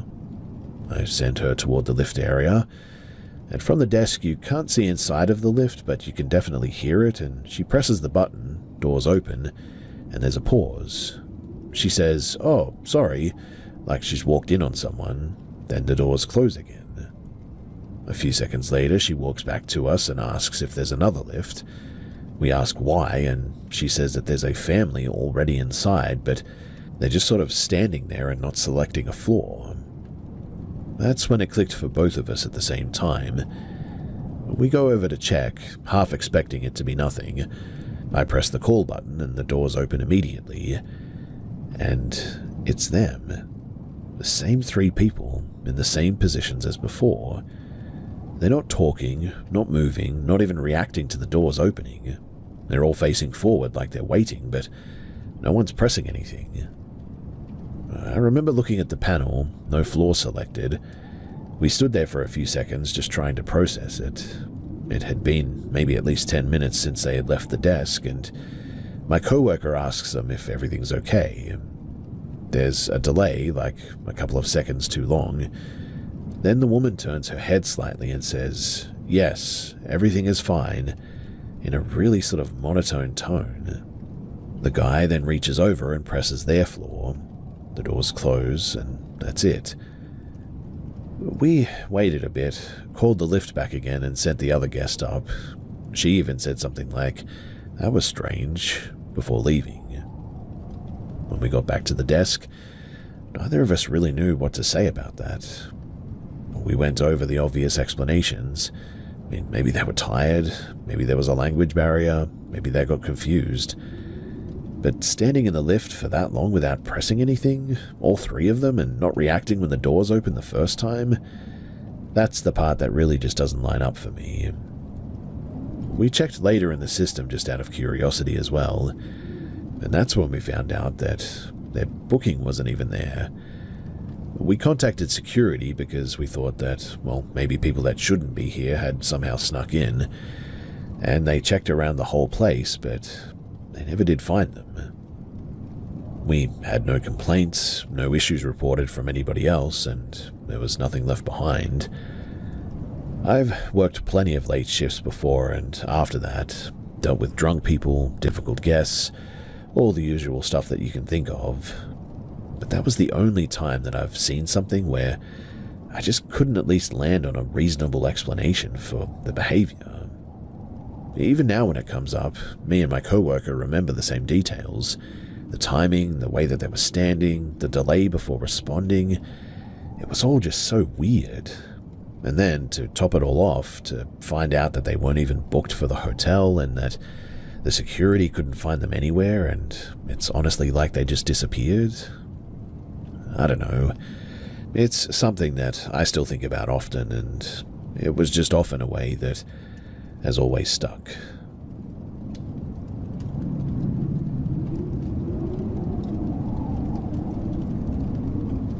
I'm still shaking from this, and I've never experienced anything like it in my life before. I don't even know if I'm going to explain it properly, but here goes nothing. So last week, I went to Savannah. I was visiting some friends. Let's call them Mike, Carly, and their friend Patrick. Now, I don't believe in ghosts or spirits or demons or anything like that. Never have, but after what happened, I honestly don't know what to think anymore. We were checking out some of the smaller St. Patrick's Day's festivities downtown, and then ended up hopping between bars. The last bar that we went to was called the Rusty Lantern. Keep in mind it was maybe 11:45 p.m. at this point, and the place was pretty much empty. I think that there was only one other table besides ours as well. We were talking, laughing, the usual, but when I started noticing small things that felt off, a tall guy in shiny red boots walked in, circled the bar area, and then walked back out. He did this twice as well. The third time that he came in with 2 other people, they lined up and started moving like they were dancing, but it was awkward, jerky, and off sync, like somebody was playing a broken loop in a video game, and the whole thing was just so odd. Then it got worse. A man walked in carrying a small cardboard box. It looked like a pizza delivery at first, But then I saw him leave, come back, same box, same spot, multiple times, 5 or 6 times, exactly the same, like somebody was hitting rewind almost. None of it made any sense, and it wasn't subtle by any means. My friends thought that I was overreacting, but then another guy at the bar started waving at Mike like they were old friends reconnecting. Mike awkwardly played along, clearly confused. At this point, I felt my chest tighten, my skin crawl a bit. The physical sense of dread was really real now. I decided to get up and go to the bathroom just to get away from all of this. When I came out, I told my friends that we needed to leave. They hesitated at first, so I started walking out alone, and that's when it really hit me. On the sidewalk, a small group of people had appeared. I made eye contact with one of them, a woman, and I had this sudden, undeniable sense that they were not human. I don't mean that they looked scary. I mean my brain immediately registered that something was off about them. And the worst part, I knew that they knew that I knew. I ran back inside in a panic, grabbed my friends, and we left immediately. Outside, the streets were completely empty. No cars, no pedestrians, nothing. The oppressive feeling of fear was so strong that I even started crying right there on the sidewalk. Mike tried to comfort me, but it didn't help. Then, out of nowhere, the friend from the bar, this guy who was waving at Mike, pulled up in a black SUV. He screamed at us for a few seconds, floored it, and vanished in a blink. The whole thing was so weird and surreal. As we walked away, the feeling of dread faded a little bit, but then it hit me again a few blocks down, just for a moment, but enough that it made me tense up again. Even now, I cannot shake that sensation, like something was following or observing me. We got back to our Airbnb eventually, though, and thankfully nothing else happened that night. But the entire experience, it's something that has really stayed with me. The looping people, the non-human presence that I suspected was there, the SUV appearing and disappearing like that. I mean, none of it makes sense. Has anyone here experienced anything like this before, where you just know that the person that you're speaking to isn't human? Or am I just losing it? Or was something genuinely off that night?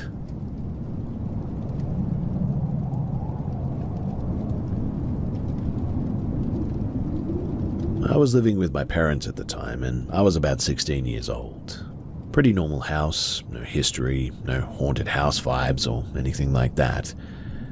I was asleep in my room, on my side facing the wall, and at some point during the night I sort of woke up. Not like half asleep dreaming as well. I mean, I was aware of the room and everything. I could see my door, my desk, the window, everything where it should be. But then I noticed someone standing near the end of my bed. At first, I thought it was one of my parents checking on me or something, but that didn't really make sense right away because the shape was wrong. They was way too tall, and they were still as a statue. My eyes adjusted a bit, and it was then that I could make out a full silhouette. Not just it's dark so I can't see them, but actually darker than everything else in the room, even the night itself, like it was blocking out what little light was actually there anymore. It looked like a person wearing some kind of a brimmed hat. Not exaggerated, but just clearly there.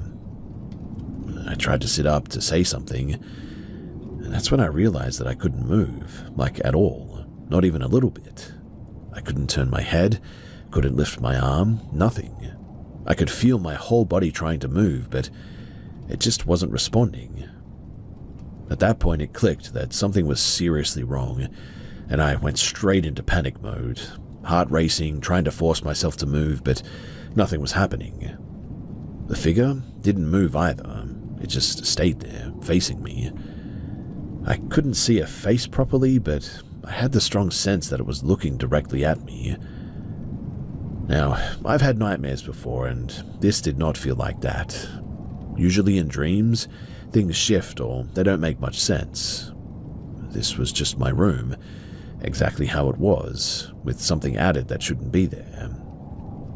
After a bit, the panic turned into frustration more than anything. Like, I went from "I'm scared" to "why can't I move anymore?" I was trying to shout, but I couldn't even make a sound at this point. Eventually, I shut my eyes because I didn't want to keep looking at it. I don't know how long that lasted. Could have been seconds or a minute. But when I opened them again, I could move, and the figure was now gone. I sat up straight away, checked the whole room, turned the light on, but there was nothing there. The door was open, window locked, no one in the house had been up. I didn't go back to sleep that night. I just stayed there trying to figure out what had just happened. The next day I told myself that it was just a nightmare or something like that, but the part that didn't line up was just how aware I was of everything. It felt like I woke up first and then saw it, not the other way around. Also, I later came to find out that apparently my mother saw something move towards my bedroom that night. She said that it looked like a shadow, but she wasn't sure what it was. A few days later, though, I looked into it properly and found out about sleep paralysis. The symptoms matched almost exactly. Waking up, not being able to move, seeing someone in the room, intense fear, all that stuff. That explanation made sense, so I stuck to it. But here's the part that really still bothers me. You see, I hadn't heard of that shadow person with a hat before. Like, I didn't go into it with that idea already in my head or anything. And when I later saw people describing basically the same shape, the same position, end of the bed, just watching, it felt way too specific. I've never had it happen again since then. My mother has not experienced this, as far as I know anyway, and neither has my father. There's no repeats, no similar experiences, and thankfully that's the only time that it's ever really happened. But that one time was enough that I don't dismiss people right away anymore when they say that they've seen something. The fact that my mother saw something too, I guess, is maybe corroborating evidence. There's clearly something going on with the brain in that state, at the very least, that can feel completely real. Still, I don't sleep facing the open part of my room anymore. Not because I think that there's something there, but, well, just because I don't feel like testing it, I suppose.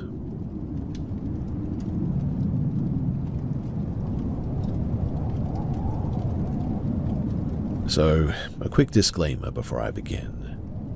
I've always considered myself a skeptic. No ghosts, no spirits, no supernatural crap. I was raised in a pretty standard Christian household, but by the time that I was 12, I'd already convinced myself that most of that was nonsense.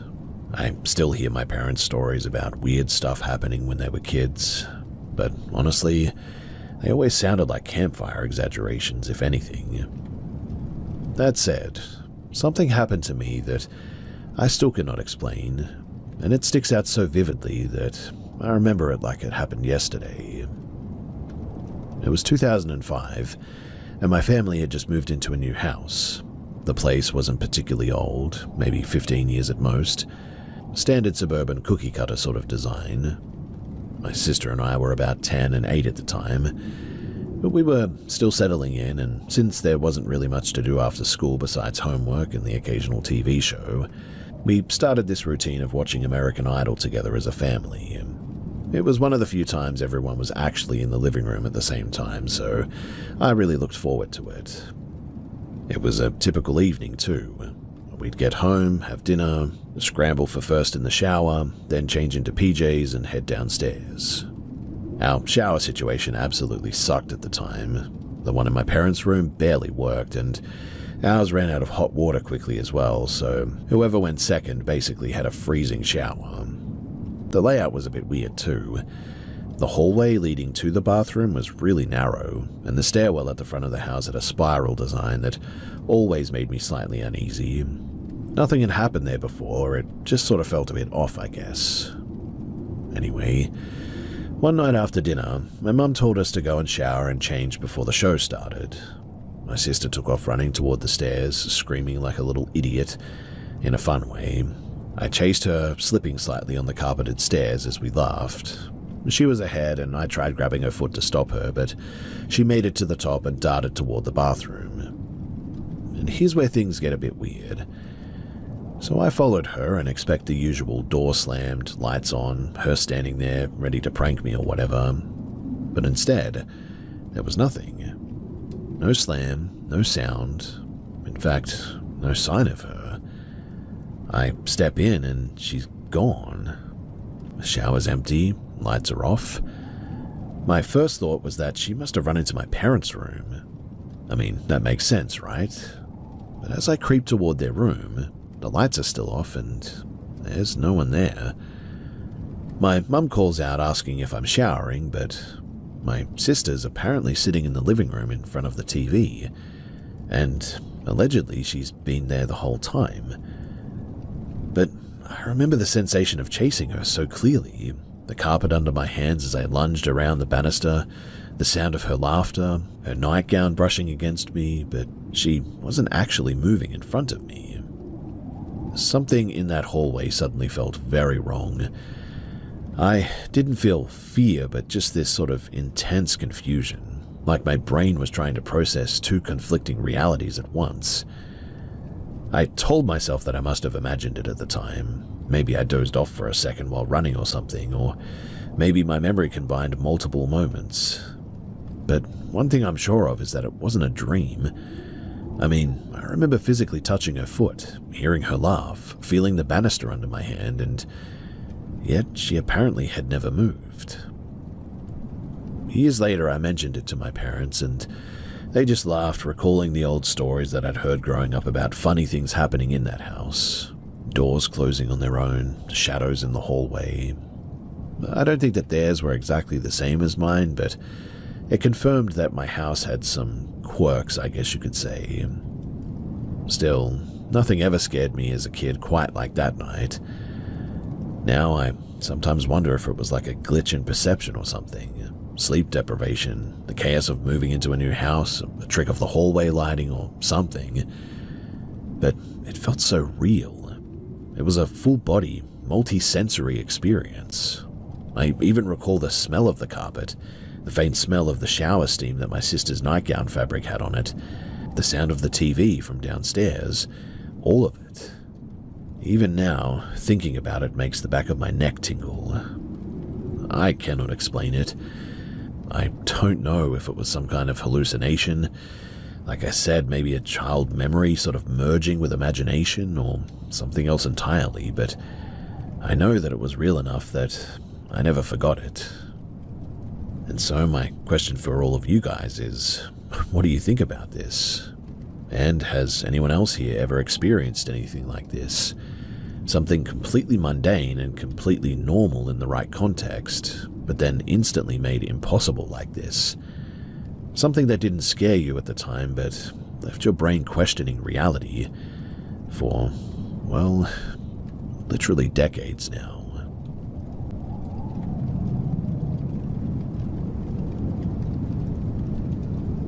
During high school, both my parents worked and I would be home alone after school until around 7 p.m. Normally, I would come home and mess around on the computer in my basement until my parents came home. Right above this area is the kitchen, the laundry room, which are connected to the garage. Every so often after school, I heard footsteps sometimes above me in the kitchen. I blamed it on the house settling and never really took it too seriously. But one day after school, something happened that I could not explain away with pipes. You see, I was on the computer like usual and heard the door to the garage from the laundry room open. The alarm makes a beep when someone opens the exterior door. Then, there were footsteps from the laundry room into the kitchen, and the sound of a woman chatting loudly like she was talking on a cell phone. Thinking that my mum had come home early, I went upstairs to see her. When I opened the basement door, I was greeted with a pitch-black house. I called out, "Mum?" Silence. Hello? No response. Now, scared out of my mind, I turned a few lights on and looked around. That's when I discovered that all the doors were locked. There were no cars in the garage, and really nothing was missing. At this point, I was freaking out a little bit and went back to the safety of the basement. Weird, I know, thinking that the basement is safe, but once my mum came home, I asked if she was home earlier, and of course, she said that she wasn't.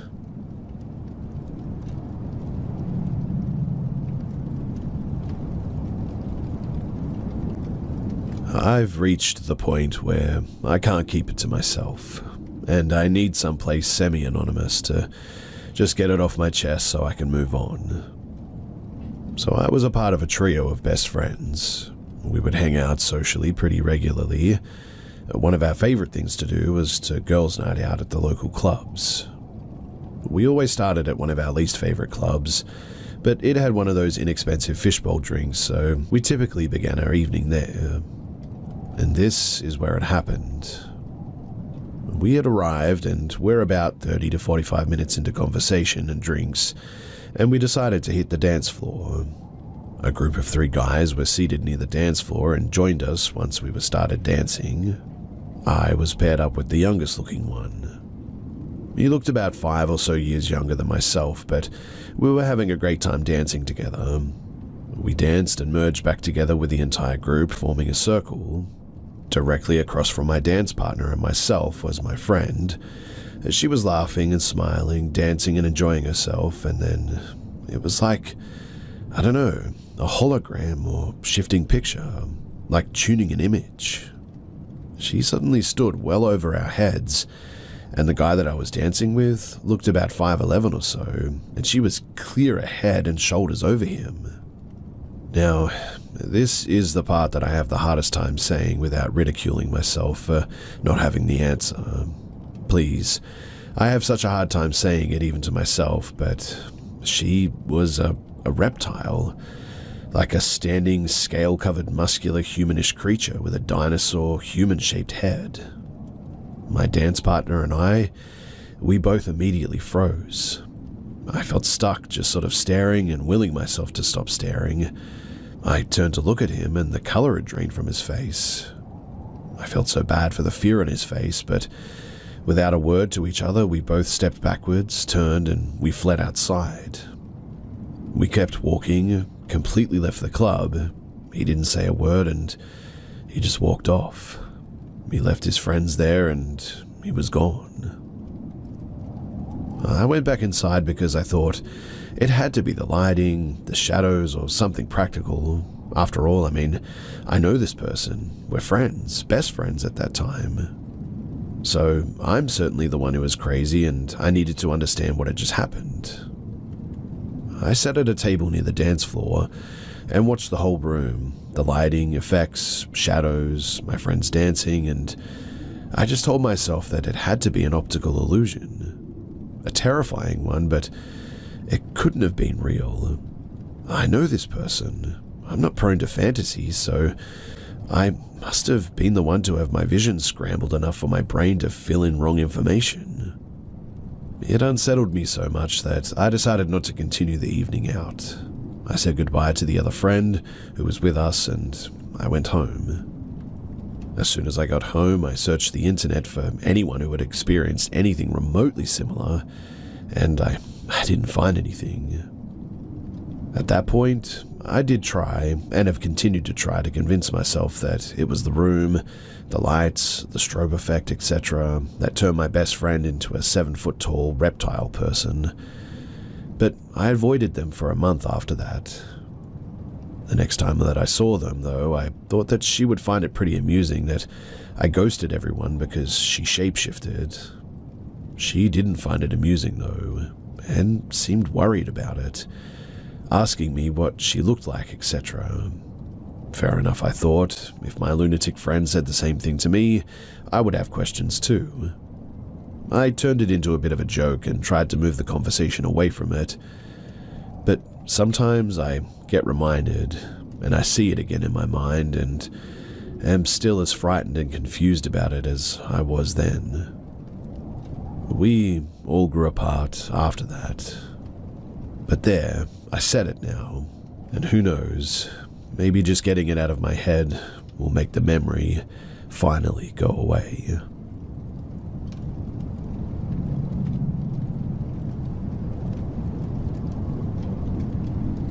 I always had this one stuffed animal growing up. I would carry that stuffed dog everywhere I went. He was my homie, and I called him Doggy. I don't remember the specific age that I was, but around that time my stuffed animals became more of a sleep buddy than something that I brought along with me, but still having a huge attachment to it. Anyways, it was one summer night, and I remember Mum making me go to bed. I would do my routine of brushing teeth, turning on the nightlight, and tucking Doggy in beside me. The nightlight was one of those sweet 2000s rotating fish tank lamps. Anyways, after a while, I'm still awake alone in bed just watching those fish go around and around.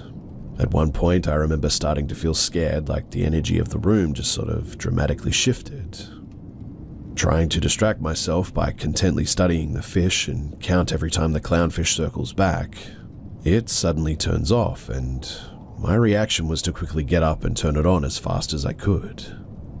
I sit up and then instantly get pulled back down. Suddenly, it felt like my body was restrained with a massive weight, unable to move anything. Laying there motionless, I noticed my stuffed animal slowly rise vertically from the bed. I became absolutely mortified as I see him pause halfway up and slowly transcend into the walls. As Doggy was passing inside the wall, it had an almost ripple-like effect to it. I can't fully explain it, but stray visions of like crimson, orange, and metallic. It was all such an intense feeling of sadness and terror, as I thought that I would never see Doggy again. After that, he was legit gone. I got up panicking, trying to search for him and still unsure of what had actually happened. And that night, I ended up crying myself to sleep because of it. In the morning, I ran downstairs to tell my mother, and I saw Doggy on the counter. My mum was angry because she thought that I'd used her razor blades to shave the stuffed animal. Doggy only had small patches of fur left and looked almost completely shaved. More like all the little fur that he had were plucked out almost. I tried to explain what happened, but it was exactly like a movie trope where the parent is completely dismissive of the kid seeing something freaky. She decided at this point that I was too old for it, that I'd crossed a boundary, and hid him away from me. I was devastated again. Now, a few days later, I get this massive pain in my abdomen, and it's actually unbearable. It gets to a point that my mum takes me to a doctor, which was kind of a big deal to go to see a doctor from our family. I end up getting an x-ray, and they find massive clumps of fur in my stomach. I don't remember what the doctor said, but my mum said that they found a bunch of fur in my stomach, and that was what was causing my pain. I was fine, but my mum thought that I was actually binge-eating fur off my stuffed animals and took them all away. I felt so wronged for that at the time, and I'm still upset about what happened to Doggy and me getting punished for it. I had to switch rooms and slept with my older brother instead, because I couldn't actually get any sleep without another person in the room at this stage. I tell this story all the time now, and I still can't fully comprehend or express it in words that make any sense. I still do have Doggy around, somewhere in one of my boxes. He is definitely aged a bit and is a bit raggedy, but still looks pretty good for coming back from, well, hell.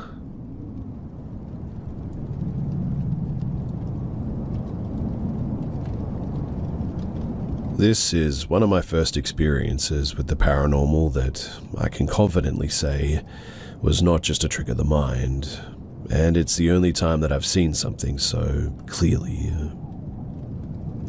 Back when I was in middle school, we had a school trip over one weekend to a camp.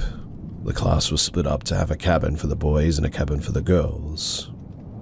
Now, the layout of the girls' cabin was an open main room where you came inside, with 2 bunk beds in the left corner, with a single bed between them, and a closed-off small room in the right corner for the teachers to sleep in. There were then bathrooms to the right, and a long room to the left where there were 2 rows of more bunk beds. The rest of the girls filled up that long room, so my friend group got to use the beds in the open room, with me being in one of the bottom bunks. The first night went as you'd expect to, staying up late, laughing and just messing around, then passing out for the whole night. The second night was a bit different though. We were all asleep by midnight, but I ended up waking up sometime later. I used my flip phone to check the time, and it wasn't long after 2 a.m. I sat up a bit to stretch and turn over in bed, away from the wall, but once I was almost completely turned over into my other side, I froze. I could see someone standing in the middle of the open room.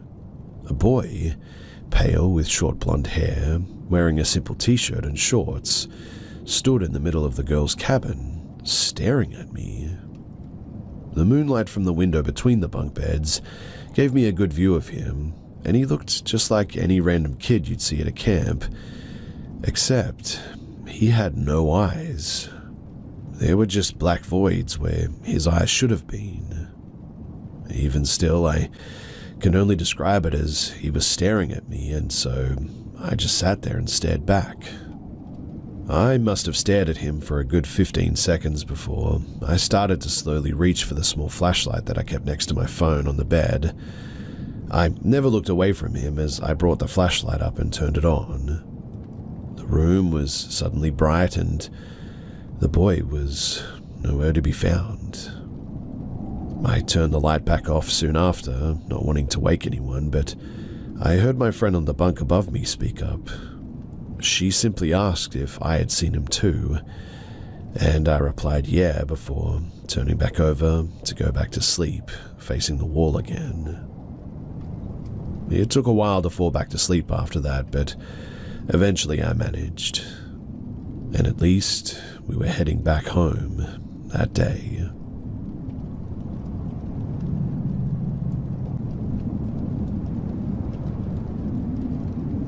Have you ever turned around and thought that you saw something, but it turned out to be a tree stump or just some other random object? Well, this would happen to me often as an avid hiker, so I'm definitely used to it. But this time was distinctly different. This was 4 to 5 years ago now, and it just popped back up into my head. I still remember it very vividly, and I know exactly where it took place. This was on the Sulphur Springs Trail in Natural Bridge, Virginia. I've hiked it many times, and this was a typical sunny day. I was turning a corner and had one of those moments where I thought that I saw something.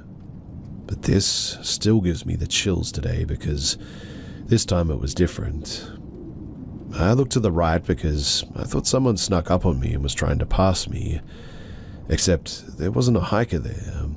The trail isn't that popular anyway, but instead, I vividly saw someone about 5 feet away, wearing a very old military uniform and holding an old rifle. Instead of seeing it disappear instantly and finding a tree stump in its place, it lingered too, just a fraction of a second longer, and there was no possible object in its place that would have fooled my vision.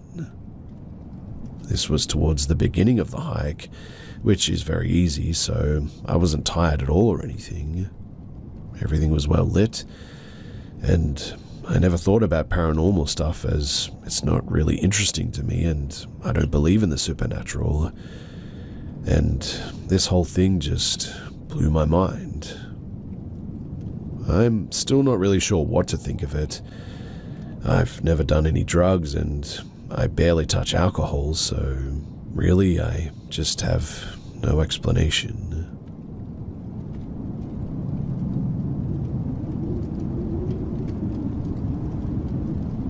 Me and my friend group, around the same age as me, all love one thing: sailing. So in the event of a boat race in a lake in Italy, where we all come from, we decided to participate enthusiastically. Since it was a lake hosting the race, there was a lot of green and campings nearby, and my friend suggested that we spend the night, that we would have to sleep there anyway in one of the campings. So we brought our tents and sleeping mats, and we found the perfect spot eventually, kind of isolated and with a beautiful view of the lake. There was one small issue though. The camping was more like an open space in a little forest, so we were surrounded by trees, with the only way to get out and in a narrow dirt road. We parked the camper there, and us teens prepared for the sleep outside while the adults slept in the camper. We had a ton of fun as well, joking, starting a fire, all the things that you do on a camping trip. When it was time to sleep, we all went into our tents and sort of drifted off into our dreams. Well, I hoped so for my friends, but not for me. I just couldn't sleep that night, probably because of the uncountable number of cokes that I downed just a few hours prior. As I stared at the tent ceiling, though, I started to have this gut feeling that we weren't alone in there, that there was something, or even worse, someone, there with us. I tried not to think too much of it, and I tried to get to sleep, until I heard a loud sound of a tree branch breaking, and I wasn't the only one who heard it too, as my friend, who was in the tent with me, suddenly woke up and whispered, "What was that?" I simply told him that it was probably an animal wandering around and broke a tree branch on the ground, as that often occurs in forests like this. As I was explaining this, though, my friend signed for me to shut up and listen. It was then that we both heard footsteps. That's what ran through my mind as soon as I heard leaves and branches moving on the ground. And what happened next, though, was scary. We were suddenly woken up by the camper's anti-theft alarm going off. We all peeked out of our tents just to see a silhouette of a man running away in the woods and a crowbar near the camper's front right door. Thankfully, the alarm went off and scared the thief, because if that didn't happen, most likely all of our belongings that were inside the camper would have been stolen. Or, who knows, maybe something much worse.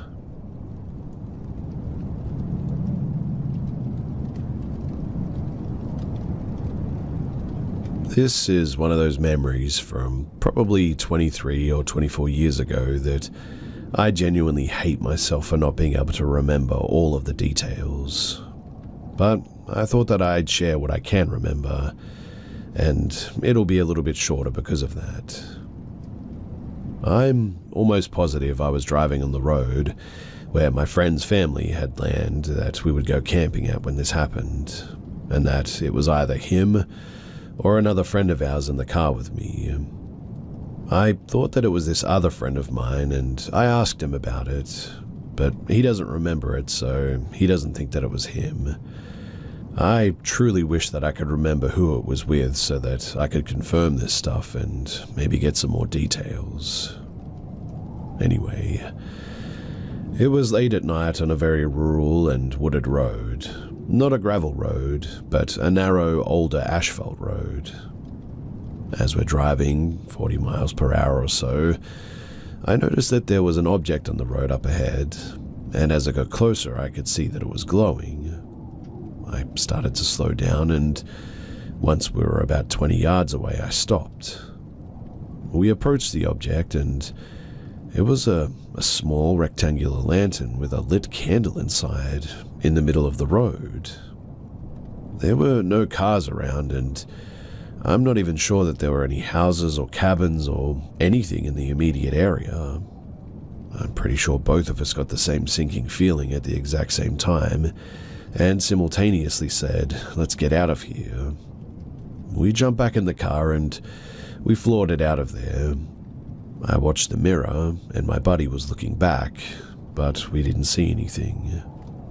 We were both just like, what the heck was that? I mean, it's for sure in a very, very rural wooded area with very few houses around, like maybe one or two houses every couple of miles or so. And in that spot there was, well, nothing but woods on both sides of the road. Was it just a prank? But who and why?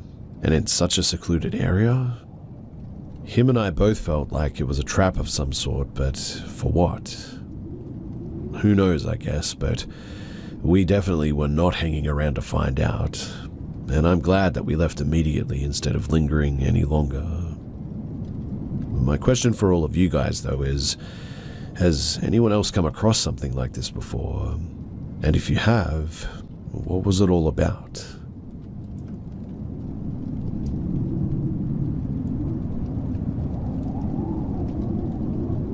So I was at a building, a doctor's office, sitting outside in the smoking section.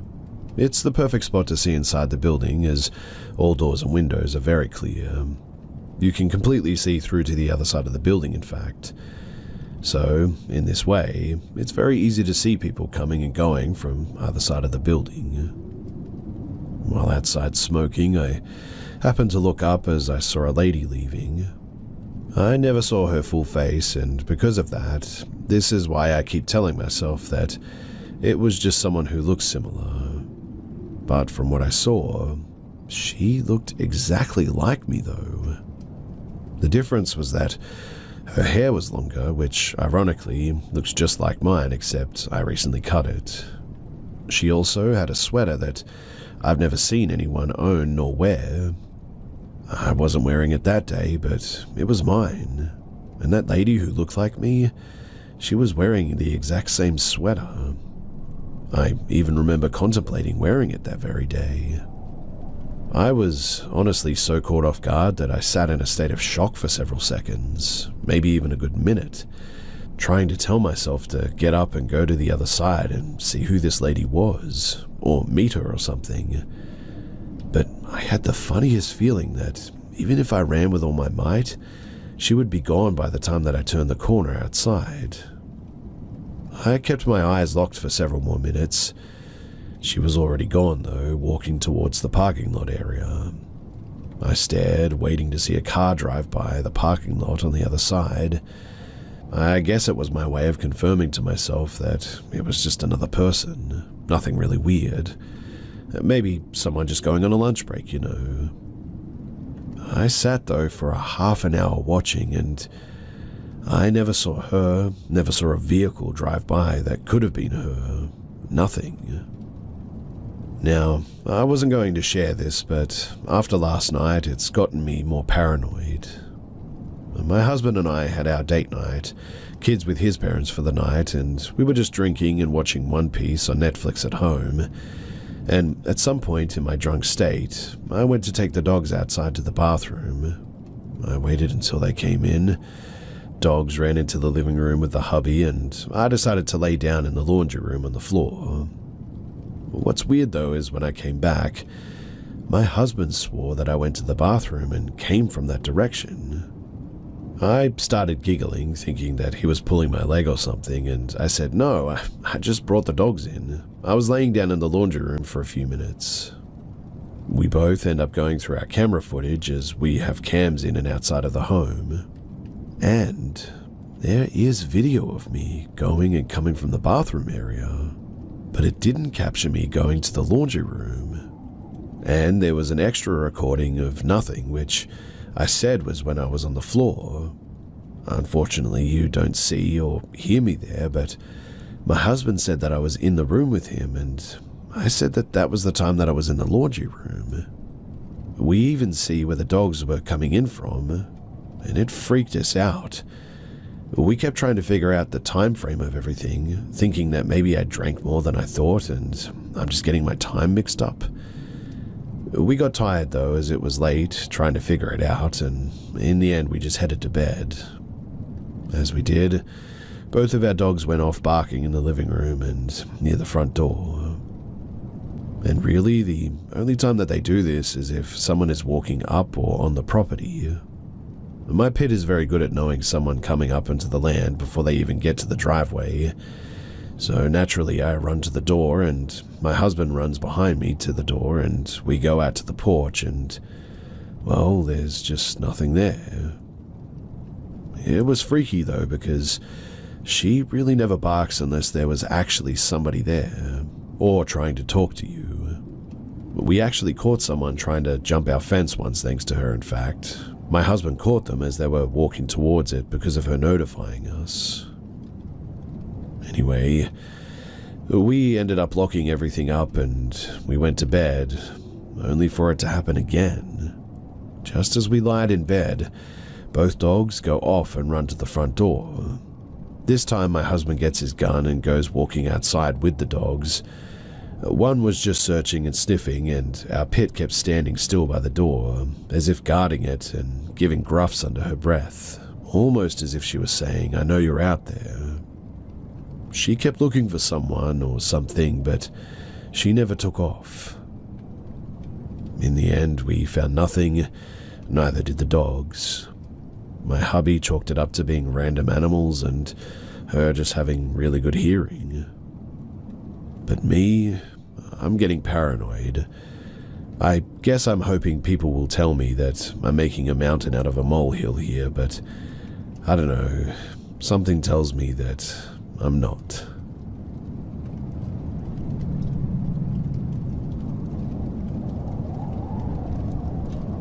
So my girlfriend and I arrive at a remote stretch of forest around dusk. We saw two strange-looking men sitting on some rocks but didn't think much about it. We drove 2 to 3 miles further into the forest and eventually we set up camp. 30 to 45 minutes later, it was dark at this point, one of the two guys walked up to our camp and yelled, "Hello." I responded and he asked to walk through our camp. I asked him why and he said that he needed to reach the other side of the creek.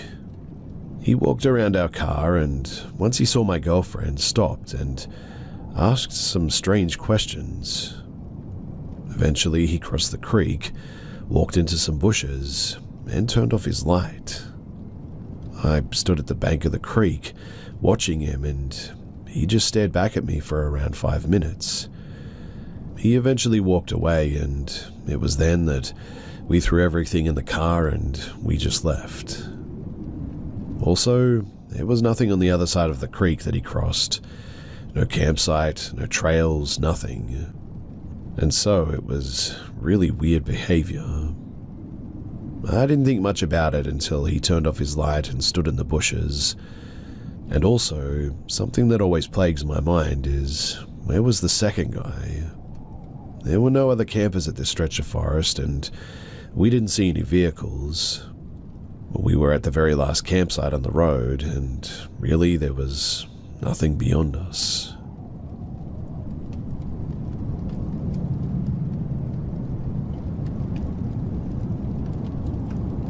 So my brothers and I were 8, 7, and 4 when this happened, and as such, my youngest brother, who was 4 years old at the time, really has no recollection of this day. I was 8 though, and I remember most of what happened because I know that we scared my nan, pop, uncles, and parents more than I'd ever seen them scared before or since. You might be asking where the paranormal comes into this. Well, you see, my brother, who was 7 at the time, agrees with me that we weren't gone for more than an hour. We couldn't have been. Not to mention that we swear that our nan looked straight at us and even waved to us, but she swore up until her death that she never saw us that day. First things first though, there's some needed background here. 4 times a year, we spend time as a family in a cabin that we own that we call the castle. The castle sits at a man-made dam named Wyangala in New South Wales, Australia. My brothers and I, we always had the same rules to follow growing up. We couldn't go past the valley at the bottom of the castle or past the hills that the castle sat between. The day that this happened, well, we broke those rules. On this trip, we had our nan and pop, mum and dad, and 2 of our uncles. So, 5 a.m. on the day in question, my brothers and I were up, dressed and playing Bob the Builder cones and ladders. Nan was complaining about us waking her up and told us to go and play, but to be back for breakfast at 7:30. Keep in mind, this was in 2004 in the middle of nowhere, Australia. The biggest danger to us were the kangaroos or maybe the snakes and spiders. Being the big sister, my job was to watch my little brothers and to make sure that we followed the rules. But for some reason this day, we thought that it would be cool to walk past the valley and up the hill on the other side to stand up the top and watch the sun come up over the water of the dam. I confidently decided that we could watch the sun come up and be back in time for breakfast, and if we stayed on the road that went over the valley, then we could be seen from the castle at all times if someone was to look for us. So we set off on our little journey. After this, I really have no idea what happened, be it a glitch in the Matrix or a time slip or something else, who knows. Either way, we made it to the top of the hill, the sun was coming up and everything was great. We were up there no more than 10 minutes and, according to the wristwatch that I had, it was about 6 in the morning. So we set off back down the hill, we reached the valley, we stopped to look into it for about a minute. We can see the bottom clear as day and decided, as most young kids would, to adventure down the valley and back up the other side. We have an hour and a half to kill and surely it wouldn't take that long, so off we went. We sort of had to zigzag back and forth to avoid thorn bushes, loose rocks and spinifex, a spiky and painful grass here, but tried to stay as straight as possible. When we reached the bottom of the valley, I again checked the time and it was roughly 6:15. We looked up the other side and, to our surprise, our Nan was standing on the edge of the valley. She waved down at us. We thought that we were going to get yelled at, but she just sort of smiled and walked away. We thought that we were in the clear. We started on our way back up, doing much the same as before. We were laughing and talking about whatever kids talk about when we finally made it up out of the valley. Just as we walked out onto the road, Nan came screaming at us from the castle. She was demanding to know where we had been.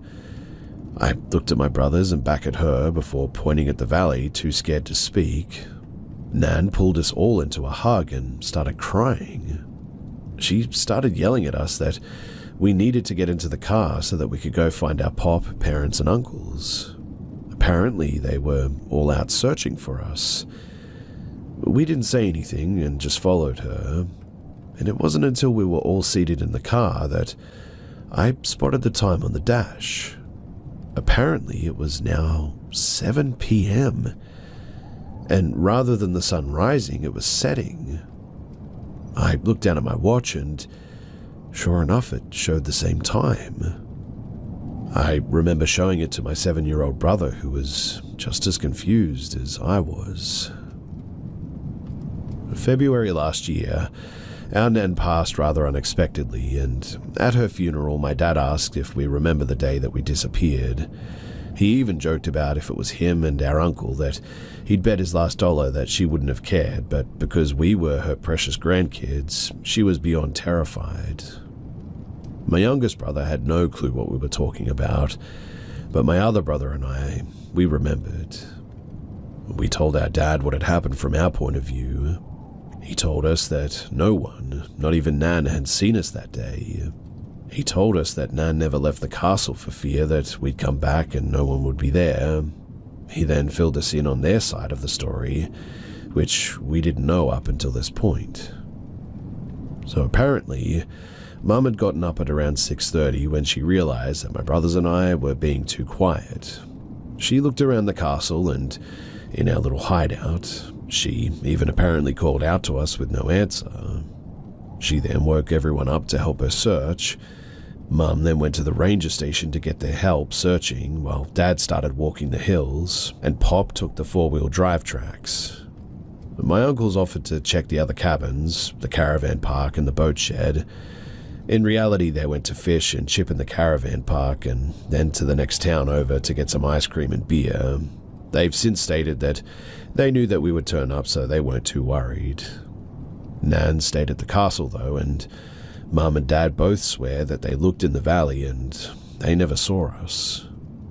Since last year too, my brothers have been to investigate the valley, and even Dad went, and they had a good look, and none of them could figure out how that we could have been hidden from sight there. And even by some chance, if we were hidden from sight, we definitely would have been heard. Our youngest brother said that even when our other brother was down in the valley, that he could hear him clear as day talking. Even if we did end up out of sight somehow and out of hearing range, there was no way that it could have taken us all day to walk back up the other side of the valley. We've walked it plenty of times since, and it's only taken us about 30 minutes at most to do it. And obviously, the creepiest thing about this whole thing is, well, who did we see if it wasn't Nan? Because it sure as heck looked exactly like her.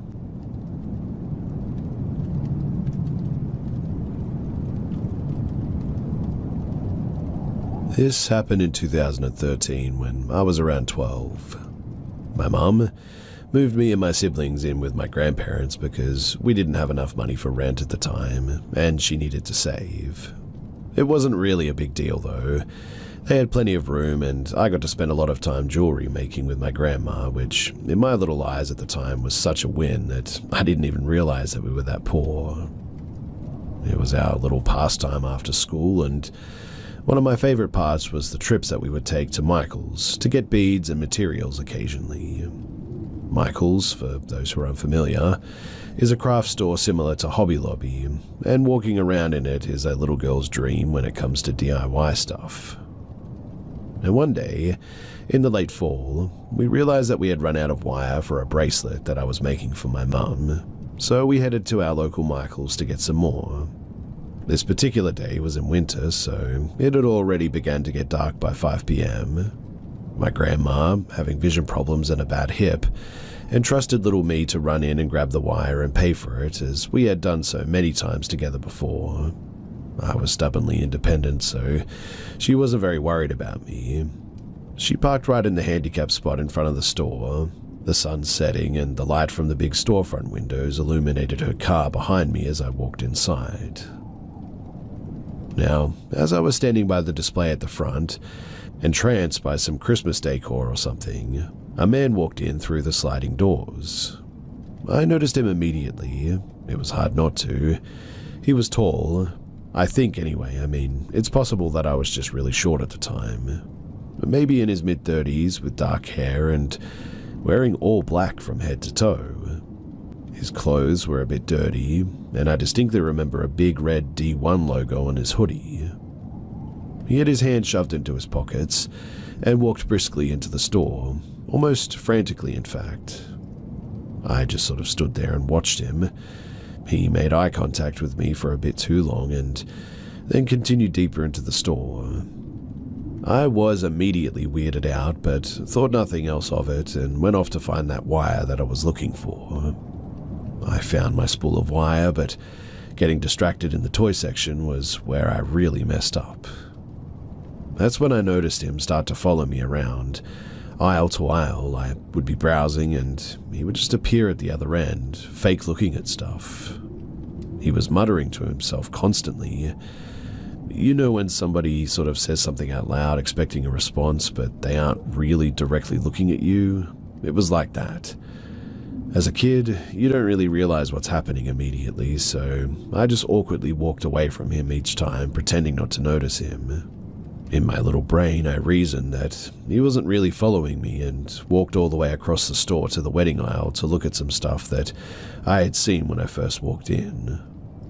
I figured that there'd be no way that he would follow me there, but sure enough, while looking at the invitation cards, I get a spine-chilling feeling. I turn around and he is there, right behind me, back to me, doing something, messing with something in his pants too, doing something really vile to himself, I remember. I had never seen anything like that at that age, and the sunken eyes he looked at me with still haunt me to this day. It took me a minute to process what I had just seen, but once I did, I immediately booked it out of the store as fast as I could. Jumping into my grandma's car, she seemed startled by my sudden appearance and asked what I got. I tried to explain what had just happened when I saw him appear in the sliding door in front of us, and the dread that I felt in that moment was indescribable. He approached our car, obviously recognizing that I was with my grandma, and knocked on her window. I hadn't been able to explain myself in time before she cracked the window and asked him if everything was okay. The man gestured to me with that same crazy stare and said something along the lines of, "She's a thief, she stole from there." I was mortified. He was trying to make her suspect of me, on top of everything else that he had just put me through. Thankfully, my grandma got the same vibes I did because she politely told him to back away and rolled the window up while locking the door. He suddenly yanked at the door handle, then swung both his arms up and started banging down hard on the car's roof, causing us both to jump and me to start crying. My grandma slammed on the reverse and peeled out of there, and honestly, I've never seen her drive so quickly. I really don't remember much after that, just crying and holding a $17 spool of wire in my hands that I obviously hadn't paid for. We called the police as soon as we got home, and luckily they immediately took it very seriously and requested the videotapes from the Michaels.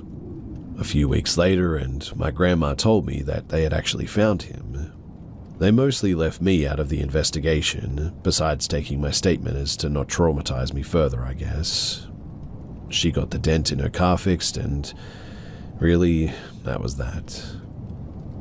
It wasn't until a few years later that my mum finally told me what had happened to him. It turns out that he already had one battery charge and 2 sexual assaults on his record, one even being from a minor relative of his, like his niece or something. He had just gotten off work from the gas station across the street when he must have seen me walk into Michael's alone. I really don't know what would have happened if my grandma hadn't have locked her door when she did, or even if she had been in there with me, vulnerable to that man as well.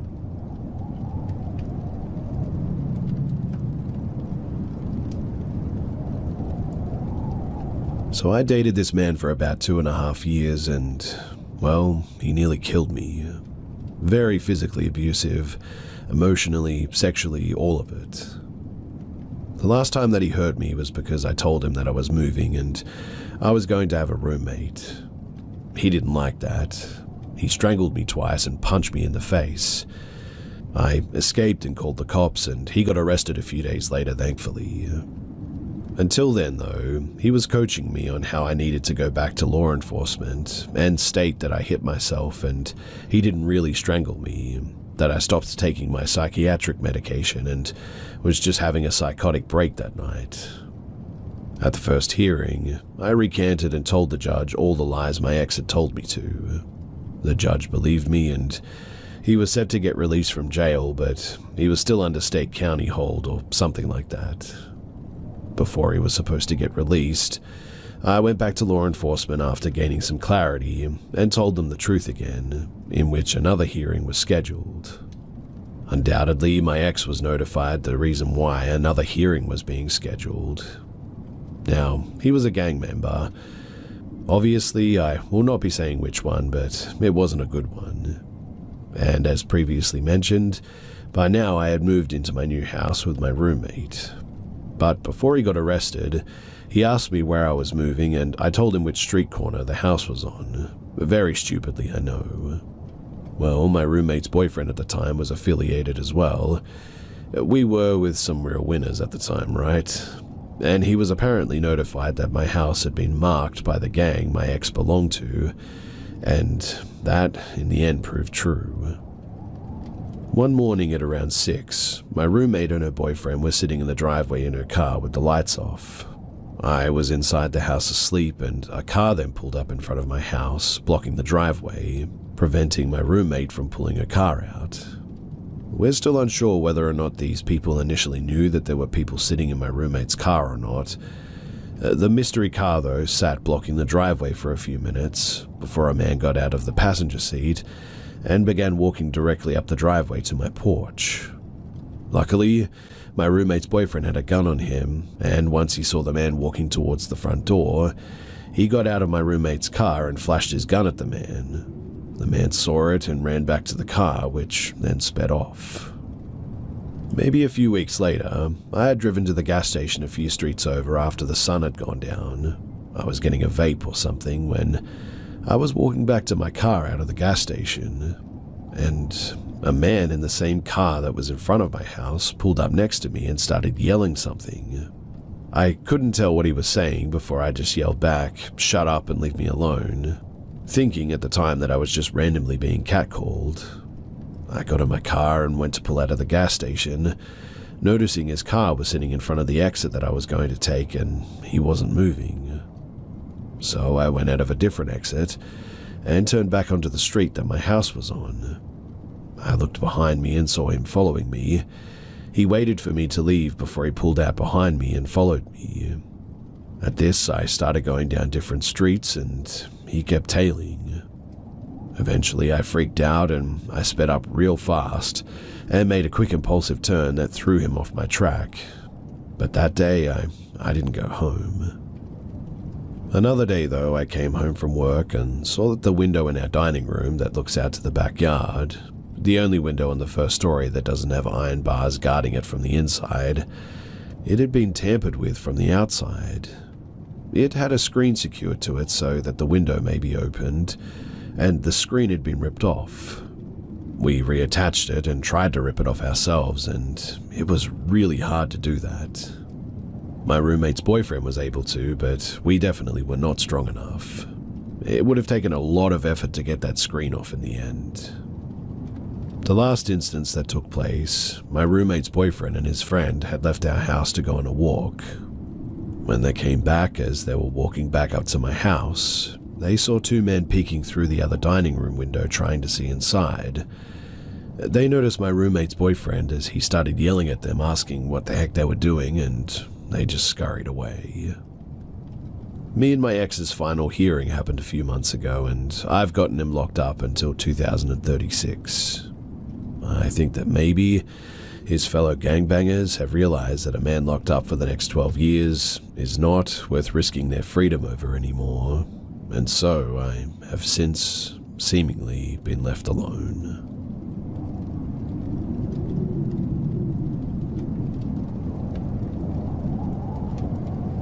So I'm pretty new here, but this experience pops up in my head every once in a while, and I wanted to share it and see if anybody else has experienced anything else, well, similar.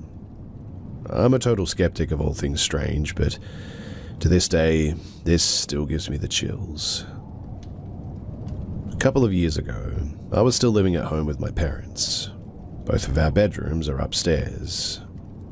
This particular night, my dad was working the night shift, so it was just my mum and I at the house.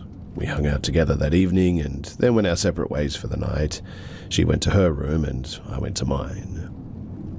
Now, my bed is positioned so that my head is as far away from the door as possible, and my feet are as close to the door as possible, so when I sleep, I'm literally facing the door. At around 2 a.m., I woke up lying flat on my back because I felt like someone was staring at me from my left side. I know that it was around 2 a.m. because after this happened, I checked the clock and this event couldn't have lasted longer than maybe a minute. I looked over, and clear as day, there was my mum standing there. I remember vividly that she had on a white nightgown with a little baby blue colored flowers on it that she wears all the time, even to this day, and was standing quiet as could be next to me. I laughed kind of startled and I audibly said, "What the heck? You scared the heck out of me. What do you want?" It's entirely important at this point to mention that my mum and I, we're best friends, so we always mess with each other a little bit. It isn't uncommon for us to have late night hangout sessions, so in my sleepy state it was entirely plausible that she had come over to wake me up to go downstairs to get a snack with her or something. But after I said this, there wasn't a peep from her. Absolutely nothing from her. No movement even whatsoever.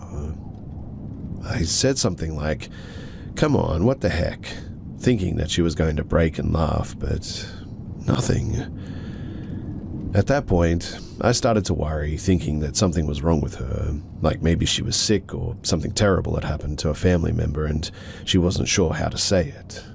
Again, I said, "Mum, what is it?" As I said that, I used my elbow, the elbow closest to her, to gain leverage to start pulling myself into a sitting position on the bed and began to twist to face her. One more time I said, "Mum," and as I said that, I reached out to sort of push or touch her on the shoulder to try and get some sort of reaction from her, but my entire body slumped forward over the bed when she just, all of a sudden, disappeared. Completely. Like, absolutely was not there. To say that I almost soiled myself really is an understatement. I got up fast, thinking that I completely lost it, or she did pull something on me. I threw the light on and darted across the hall into her room, where she was very peacefully asleep with her breathing machine.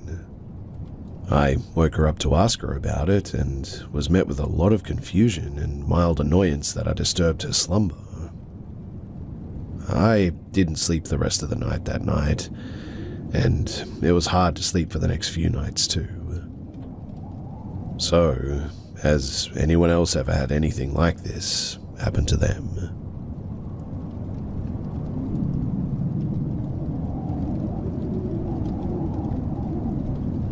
I've had many paranormal encounters, starting from my teenage years, intensifying in my early adulthood, and seemingly tapering off now that I'm in my late 30s.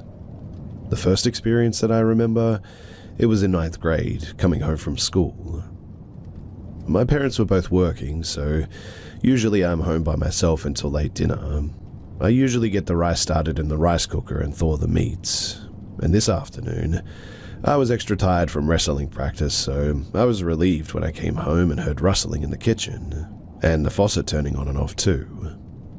I didn't actually look in there to see who it was, but I assumed it was my mum because sometimes she'd get home early from her restaurant job.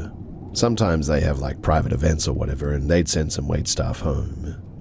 I turned the corner to the bedroom and yelled out to her, "Can you wake me up in like an hour? I wanted to study for a test tomorrow." I heard her say in a raspy voice, "Okay, Con." Con is a Vietnamese term addressing your own child. I thought nothing of it. Maybe she's a little bit sick or something. Anyway, I woke up from the landline phone ringing eventually. Cell phones in the early 2000s were available, but we were poor, so only the adults had them. And it was my mum asking me if I wanted the leftover food from the restaurant. I told her, "Did you go back to the restaurant for leftover food?" She said no. She's been working there the whole time. Chills ran down my back. It was twilight and the sun was setting, so the whole house had an eerie semi-darkness to it. I told my mum to hurry home, please. I didn't lock my bedroom door so I could see out into the dark hallway. I jumped up to go and lock the bedroom door and turned on the light, opened the window and turned on the radio, anything to drown out the silence in the dark. Eventually, my dad got home first, in fact, and I was so relieved to see him, but didn't know if I should tell him what had happened. I waited until dinner time to slip in casually that I thought Mum was home earlier and was doing something in the kitchen. She denied it, and they concluded that I must have imagined the whole thing, but I know that I didn't. Someone was in the house, rustling in the kitchen, turning faucets on and off, and imitated my mum in its raspy voice. It called me Con, so my first thought was that it understood Vietnamese too. No relatives that we knew were going to come over, nor did they have the keys to get into the house anyway.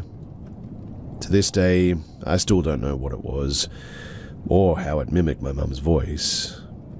It wasn't the only spooky thing that happened in that apartment, but it was the first and probably the spookiest at that time.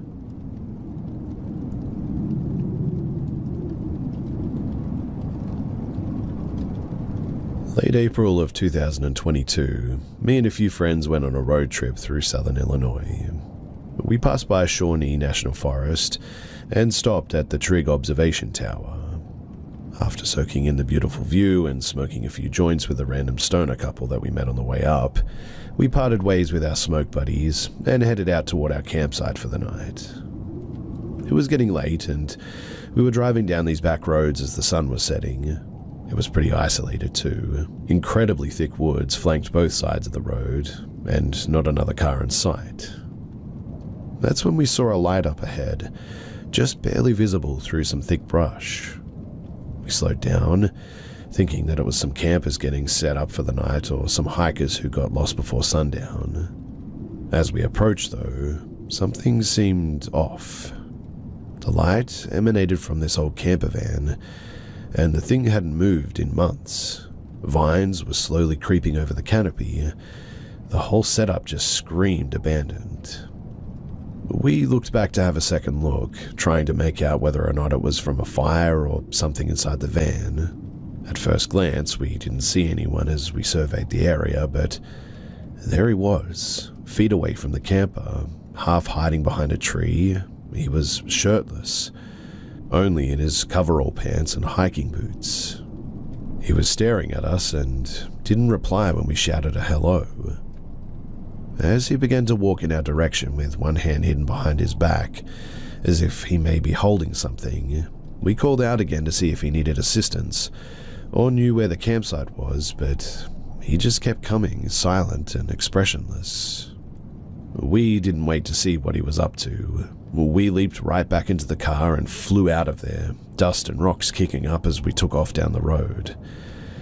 But we were pretty shaken by the time that we finally pulled into our campsite. But worse was yet to come. We had also left the firewood at the gas station, and with the rain, everything around us was pretty wet. But we ended up hanging up our hammocks and attempted to fall asleep without a fire, which wasn't great for our nerves either. But no sooner had we all sighed and started to relax than we heard footsteps coming up from over the crest of a hill, slow and deliberate, just like the guy that we had seen earlier. We killed our lights and sat there in the dark listening. It felt like eons before the steps stopped, and we finally worked up the courage to look around. We took our flashlights and knives just in case and did a quick scan, but we saw nothing. By then, though, we said to heck with this, so we started packing up our gear, figuring that we'd just sleep in the car in the end. But then, from behind us, there was a cough, and that was all we needed to pack up in a hurry and race down the cluttered trail to our car. We didn't even worry about packing neatly. We just tossed all of our stuff in the back, and we got the heck out of Dodge. The next hour was a blur of dark, twisty little roads with no cell service and not a hint of where we were going. Finally, though, we hit a paved road, and after about 20 more minutes and running on fumes, we come upon a little country store with a gas pump connected to an adorable house and auto garage. It had already closed for the night, but the family living there saw us at the pump while they were having dinner and came outside to help. They even opened the store so that we could buy some snacks and some pop in the end.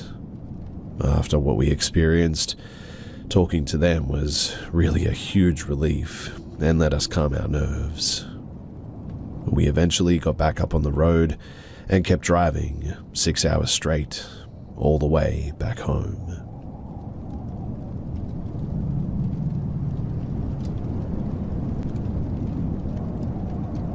For context, this was on my grandparents' property that had tons of negative things happen. Most of it is not my place to share or say, but what I will say is that my grandparents' parents used to own even more than my grandparents do now.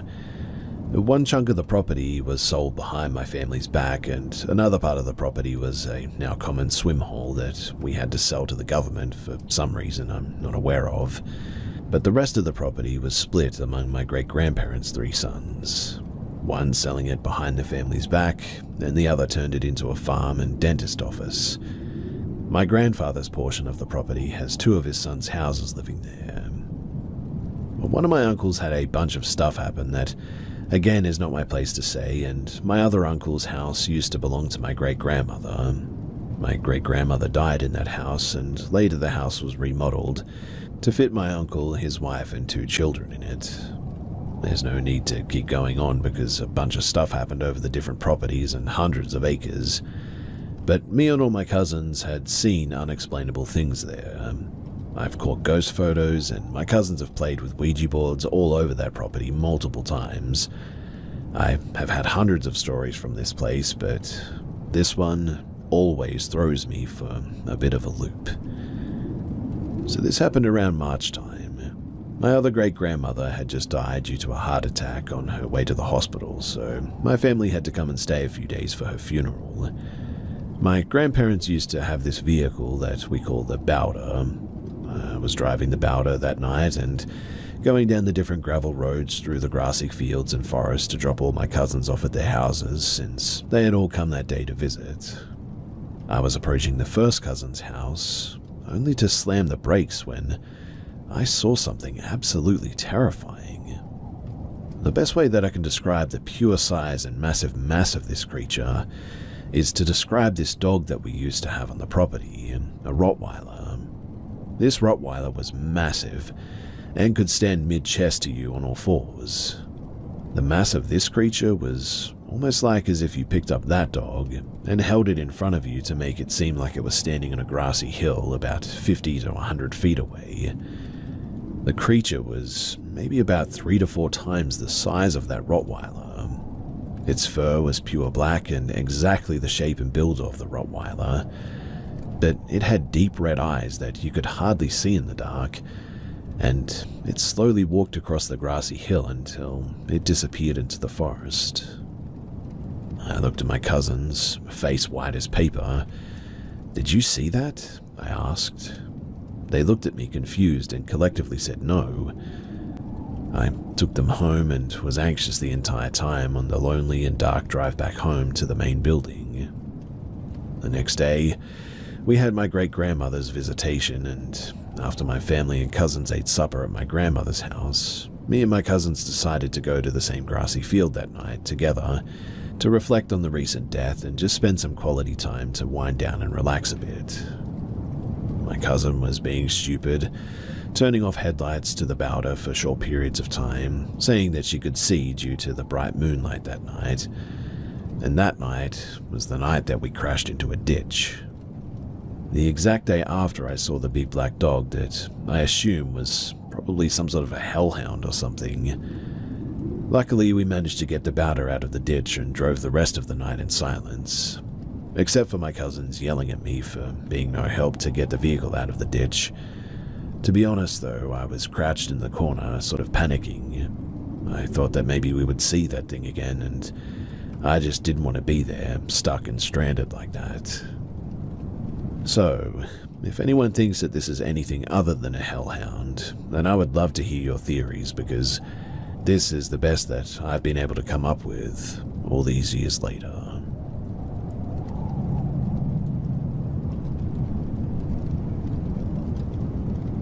So this happened in the basement of my childhood home when I was around 13 to 14 years old. The house didn't feel particularly haunted or anything, but both of my 2 siblings can attest that weird stuff used to happen down in that basement. I was having a sleepover with a friend one day, and whenever we stayed at my house, we always slept down there. The basement was fully finished with a big TV, couch, pool table, Murphy bed, the works. So it was great because us rowdy teenagers could hang out down there and not disturb my parents as much. Anyway, we fell asleep watching a movie on a DVD or something, and at some point I recall waking up to the bright yellow selection screen glaring in the dark and the same annoying sound clip replaying over and over at just a few decibels too loud. Now, it's important to note that to the left of the TV was a tall, skinny closet with a door. I remember that we had gone into the closet to grab some extra blankets before starting the movie and all that, and perhaps we didn't close it all the way after because when I woke up, the door was slightly ajar, maybe 3 to 4 inches. So I wake up and I'm in that weird, surreal state where I can't really tell if I'm awake yet or still asleep and just dreaming, but I look at the TV and am suddenly frozen with fear. Right in front of the TV on the left-hand side was this tall, skinny black shadow obstructing the bright yellow color of the screen. It didn't have any particular features, more just a dark, vaguely shaped mist of a standing figure. Suddenly, though, almost as if the shadow noticed me looking at it, the mist quickly drifts into the closet next to the TV, and I swear that the door closes shut behind it. At this point, I'm so scared that I couldn't even move. I wanted to wake up my friend really badly, but I couldn't even bring myself to speak. I just sat there hoping that I was just seeing things and or trying to convince myself that I was still asleep and it was in fact just a dream. All of a sudden though, my friend, who I thought was asleep this entire time, sits straight up next to me on the couch and goes, "Hey, did you just see that?" We sprinted up those stairs so fast our feet barely touched the ground. Really, I don't think that I've ever run like that in my entire life, that scared. We told my parents the next morning and they just sort of laughed at us, clearly not believing it. And when I told my siblings the same story, they both just sort of shrugged, each responding similarly with someone along the lines of, "Yeah, well, weird stuff happens down in that basement all the time."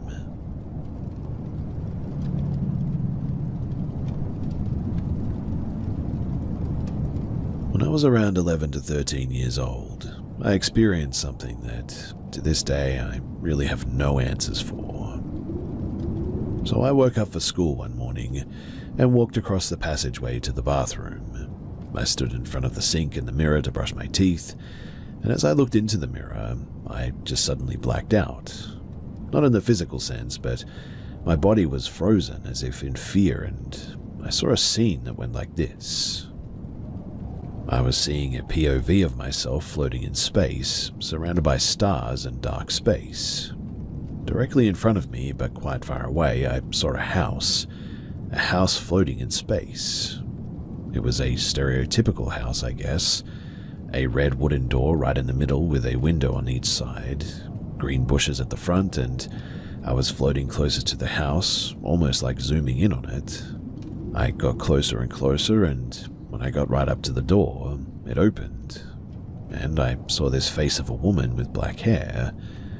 She was old, and her face made me feel with fear, like I've never felt before. As soon as I saw her face, she screamed, and I woke up. I was looking at myself in the bathroom mirror again. I was still frozen in fear, similar to the feeling of waking up from a nightmare and not being able to move or scream. But maybe that's not a universal experience, it's just the best way that I can say it. Anyway, I think it must have lasted a few seconds, maybe a minute, but man, it felt like forever. It took me a moment to compose myself and try to get ready for school. The following morning, when I woke up, it happened again. This carried on for a few weeks, if memory serves me correctly. It became intermittent, with days in between that were normal. Every time, though, it was the same thing. Space, the house, the door, the screaming old woman. People I've told this story to have always asked me what she looked like, if I knew her, but I didn't. Her face was hard to describe as well. The best comparison I can make is to the uncanny, almost like an AI-generated face that was randomized and just looks kind of off, I guess. Something almost human that should be human, but was something about it that just isn't. That feeling took over my whole body too. The fear was almost unbearable. It was almost like losing consciousness, having a vision, and I don't exactly know. I mean, my body didn't fall to the floor, I just sort of froze and my eyes stayed open, but what I saw around me was not my bathroom. I told my parents about it, and they didn't know what to think, and I doubt that I could describe it as well as I can now. They told me to wait to see if it happens again. They chalked it up to something like being half asleep and still daydreaming. For a few days it didn't happen as well, and I thought that it had finally stopped. Then, one Sunday afternoon, I was in the living room with my dad, He was watching a soccer game. I was at the desk area behind the couch packing some things away, and it happened again, the same as it always did. The fear, the freezing, the space, the house, and the woman. When I came around, I just cried. I went over to my dad, who noticed something was wrong. I told him that it happened again, and it was now happening during the day while I was very awake and around my family. AKA, I should feel safe, which in my mind rules out anything about me being in a sleep-wake state or still dreaming. They eventually took me to a doctor who listened to my story and also didn't really have any answers. He told me to wait it out, and after seeing my doctor, it didn't really happen for a long time. I thought that really explaining it to someone must have released whatever hold it had on me. But about a year or two later, we relocated overseas for my dad's job. I was 14, and the last time it happened was the first morning moving into our new house. Since that day, it hasn't happened again. I'm now 27, and I still have no answers as to what the heck this was. So, if anyone here has any answers for me, or has had a similar experience, or maybe can refer me to a space community where I can find answers about this, then please do let me know.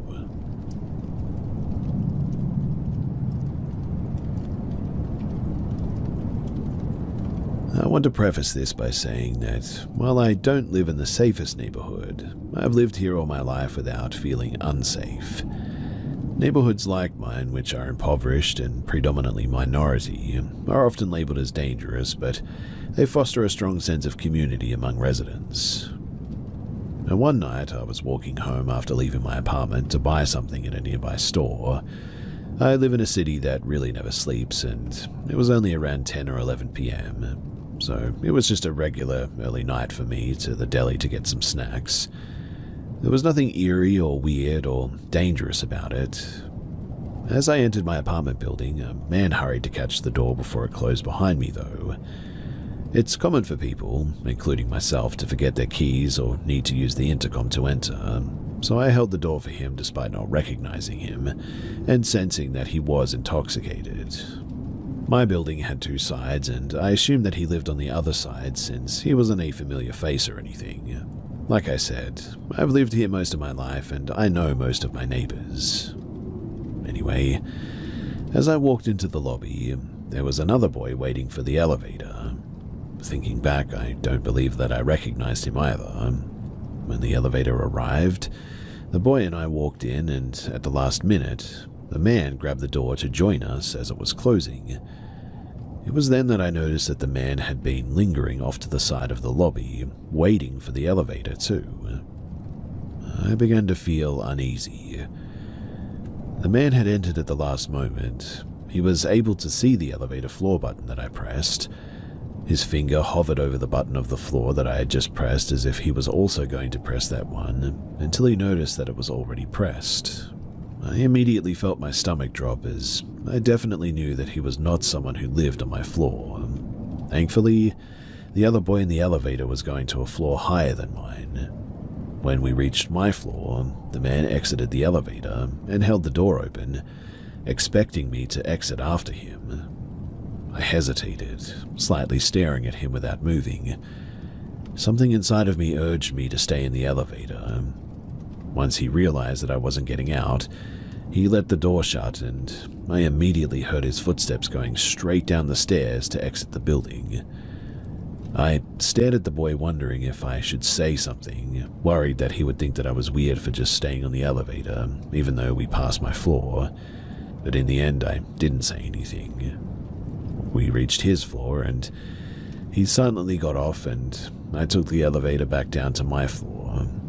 I went into my apartment, and I locked all my doors. What scares me most about this, though, is that my parents were out of the country, so if that creepy man would have forced his way into my apartment, I definitely would have been completely alone. I don't know if he was really after me or if I had made the whole thing up in my head, but I have never had a feeling of intuition or uneasiness like that before. Looking back, I honestly wonder if that boy was a guardian angel.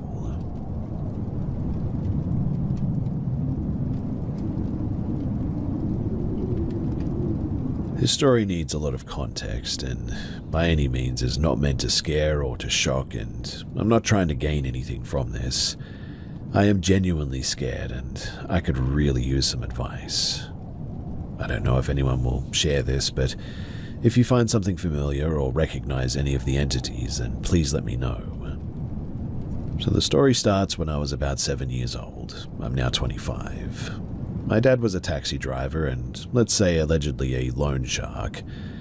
We were living with my grandparents and my dad was fed up with my mum and my grandpa always getting into arguments and decided that we needed to leave.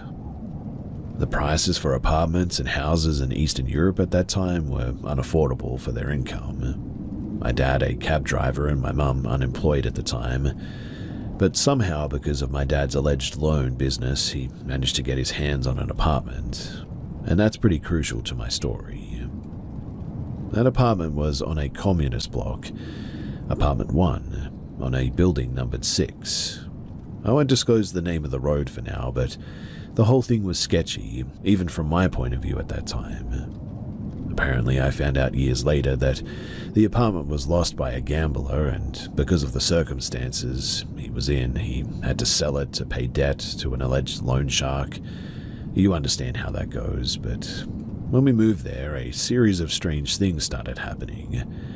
And something even today gets my mind running back there, and I just feel like there's something that wants me to go back there or around that place. So a week after we moved into that apartment, everything was normal. I was as happy as a kid may have been, and I had my own room as opposed to sleeping with my dad. It was a sunny Saturday around springtime and my mum was in the kitchen and I was playing in the living room just watching some TV. All of a sudden though, I start hearing a woman crying her heart out and sobbing from the outside. I looked out the window but I didn't see anybody. My mum came running into the room with a shocked face and asked if I was alright. I told her yes and asked who's crying this loud. And when we looked out the window again, as we were on the ground floor, we looked down and there was a woman standing below our window, caressing the wall and crying as loud as she could. My mum then shouted at her, "Lady, are you okay? What's happening?" But she didn't respond initially. After a while, my mum was considering calling the police, but when she asked her again if she was okay, she raised her head from the ground and told my mum, as she stopped crying, "You cannot understand. Nobody does. You will soon enough." Scared, my mum shut the window and went back inside and called my dad who was at work, but after she told him what happened, the woman had gone away. Strangely, as we were on the ground floor, we had a pretty big line of sight outside, but we didn't see her get up or leave or anything. Anyway, she popped up a couple of times after that, and we just concluded that she was crazy, and my mum actually filed a police report at one stage. We thought that she might be somebody related to the gambler that lost the house or something, and maybe she's mad at us moving in there, but upon my dad asking, the gambler had no relatives or close friends for that matter. Well, she showed up about 6 times, with one-day pauses in between since the first appearance. The last time she showed up to cry under our window, my mum was mad and went outside to argue with her. She wore a grey hoodie and had the hood on and a strange selection of clothes for a lady on the elder side, around maybe 50 to 60 years old. My mum told her to leave and to stop coming to cry here or she'll be in trouble with the police. She just looked blank at my mum and got up and then left. That was really the only time that we ever saw her getting up to leave, by the way. And after that, she stopped coming around and we never saw her again. The thing that was a mystery, though, at that time is that we spoke with some neighbors and nobody had heard of her. A couple who were living above us had their living room window above us, and they told us that they kind of saw somebody fitting our description but never heard her crying. Mind you, it was way too loud to not reach their window as they were on the first floor and the woman crying was as loud as she could. She never showed up again, and A police officer came after 2 weeks and told us that they have been patrolling around and found nobody fitting the description or other reports of crazy ladies crying under people's windows. So, really, it was as if we were the only ones seeing her. Anyway, this next one, I call this thing the fast entity because I have no idea what it is or how it looked, apart from what I was able to identify at that time. Now, whenever I was just hanging around playing or trying to sleep around the house and all that, sometimes when I was looking into the direction of the window, there was something that would move either up or sideways really, really fast.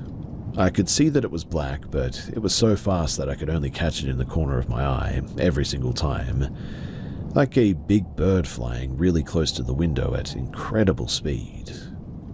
Honestly, I thought it was just my imagination, until I had a friend from school come over. I was excited that day to show him some new toys, and he all of a sudden just stopped and asked, "Wow, did you see how fast that went by the window?" And I remember how he was like, "Wow, that must have been a cool bird or something," as he wasn't really the smartest tool in the shed, but he was funny. I had an eerie feeling on the other hand. It didn't look like a cool fast bird to me, but rather like something trying to get a glimpse of what I was doing on the constant. The best that I can describe it is like 3 or 4 basketballs merged together with a cape over them, moving at Formula 1 speeds past my window every now and then. I actually told my mum and dad about this, but they are really skeptical, and at that age they probably thought that it was only my imagination. One early morning, as my dad used to start his shift at around 5 o'clock, he went to start his car, and it was really cold that morning. He had an old diesel beat-up Fiat. He usually let the engine run for a couple of minutes before driving away.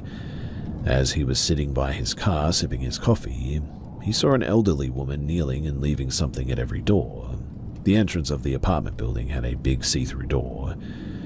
She was wearing a black dress and had a scarf over her head, and as he turned away to open the car door, she just completely vanished. Luckily, though, another neighbor just got out of the building at that time.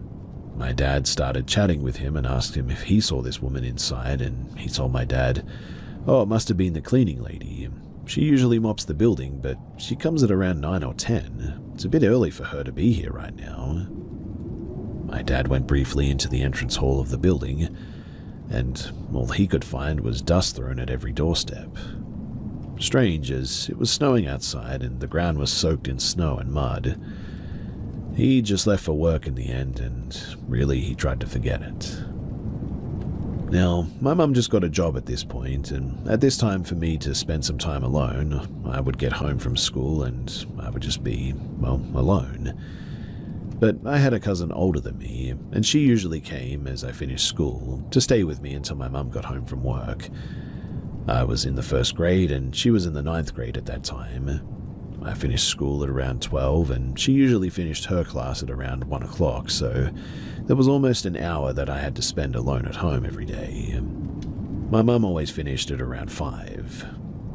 Now, she had a boyfriend which I really adored at the time.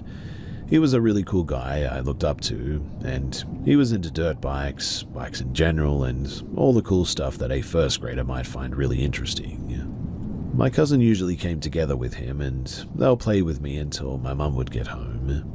He was always really dressed nicely and bringing all sorts of cool magazines and playing cards, probably to impress my cousin, but the thing is that I really liked him. Now one day I got home from school and was patiently waiting for my cousin to arrive. I suddenly hear a knock on the door and I thought, wow, it's pretty early for my cousin to finish school. I went to the door and looked through the door visor and saw my cousin's boyfriend standing there with a straight posture, waiting, also looking strangely pale. In excitement, I went to get the keys to open the door to let him in. As I went to get the keys, though, I saw my cousin out of the window coming into the entrance of the apartment building. Our apartment was really close to the entrance, as it was the first one. She got home early from school that day and she came straight to me. When I opened the door, my cousin was there and I let her in, and at a glance I saw her boyfriend in the hallway in the same straight position, looking pale and waiting outside. As she closed the door, I asked her, "Isn't your boyfriend coming in?" She replied, looking confused, "He isn't coming today. He has a lot of homework to do." And I thought, okay, he only walked her here, and then he must have gone away. But he was there before her, which was really strange. What would have happened, too, if she didn't finish school early that day? Would I have let whoever that was, or whatever that was, inside, thinking that it was my cousin's cool boyfriend? Because after some discussion with her, I confirmed that he was never there that day. But even now I know what I saw, and he was. Or at least something was. There have been a series of other strange things that have happened there too. We only lived there for like a year and a half, but there have been countless strange instances that will take a lot of detail to explain. But maybe I'll make a part 2 at some stage and I'll share with you guys. Like, from perfectly working water pipes bursting to random scratching sounds, there was a lot of them too. We all had restless feelings just being in that apartment. My father used to work like 14 to 16 hours a day to be able to provide for us, as my mum didn't earn a whole lot. But he would arrive home tired and feeling like he was going to fall asleep behind the wheel. And once he came home and he just couldn't get any rest, even feeling that tired, because he felt like something was off. My parents eventually sold the apartment because they raised some more money and got a good offer on another bigger apartment, 10 k's away from the city. Now, why am I reminiscing about all of this, and why am I concerned and sharing all of this? Well, I had a nightmare the past few days that seems to be repeating, where I wake up on my desk that I used to have in that apartment, and when I look around, I'm in a cemetery with a computer in front of me. Strange, I know, but the feeling that I constantly have is that I have to go there. I have to see something. I don't know what. Not in the apartment, because I don't know who lives there now, and honestly, I don't want to be a crazy person knocking on their door like, "Hello, I used to live here," and all that. But the thing is that the town that we live in is relatively small, and I have friends all over and used to drive part-time for my dad's new business for a while when I used to be in college. I always get close to that street, but even though it's convenient to drive on that road to get to another part of the city, I, for some reason, just never do. There's always something keeping me from going there. Not that I don't want to, but there's always something just keeping me from it. Like a car parked the wrong way, somebody backing up looking for parking and blocking the street and all that, and I would always have to go around them. I've never had friends living on that road, never really had a reason to go there after we left, even though it's kind of a popular area of the city where you can go if you just drive around. I had a work colleague who lived pretty close but a couple of buildings away from that road. We had a little house party at his place, and he asked who wants to come with him to the store to get something, and I volunteered, and as soon as I got up, I had a sort of striking headache, which I thought was because of the alcohol, and I decided that I was too drunk to go in the end. But later on, I realized that if I would have went, we would have gone on the road that I used to live on to get to the store. So is something stopping me from going back there? I have this feeling that I should go by that place, but I just find it hard to explain to others. A sort of feeling that in order to fix what I'm feeling and the answers to some of my problems that I'm experiencing are there, and I should just go on a walk around that building on that road.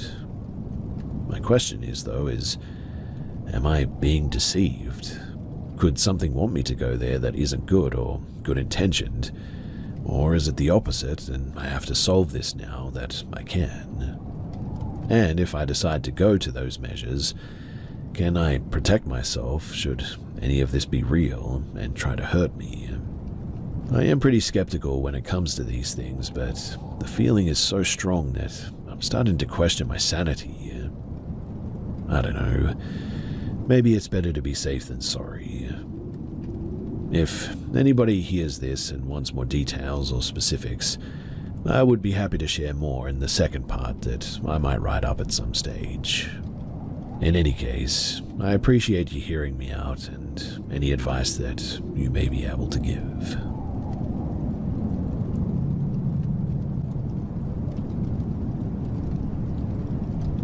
So my best friend Jordan, female and same age as me, and I were FaceTiming on a casual summer afternoon. We often would do our own thing while on call, just for company's sake.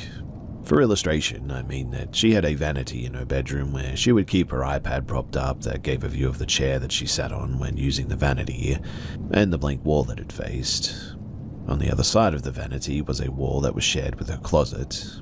She was organizing her clothes, and I was just minding my own business, playing with my dog while my iPad sat propped up on the kitchen table. Occasionally, I would glance over at the iPad, but it was always in my peripheral view, basically. Now, at some point, I noticed the chair was no longer kissing the vanity, but was pulled back an inch or two. Didn't think anything of it, so I continued minding my own business. A couple of minutes passed, and I looked over and saw that it was noticeably further away from the vanity, about a foot away now. I thought, that's strange, but maybe my eyes were playing tricks on me.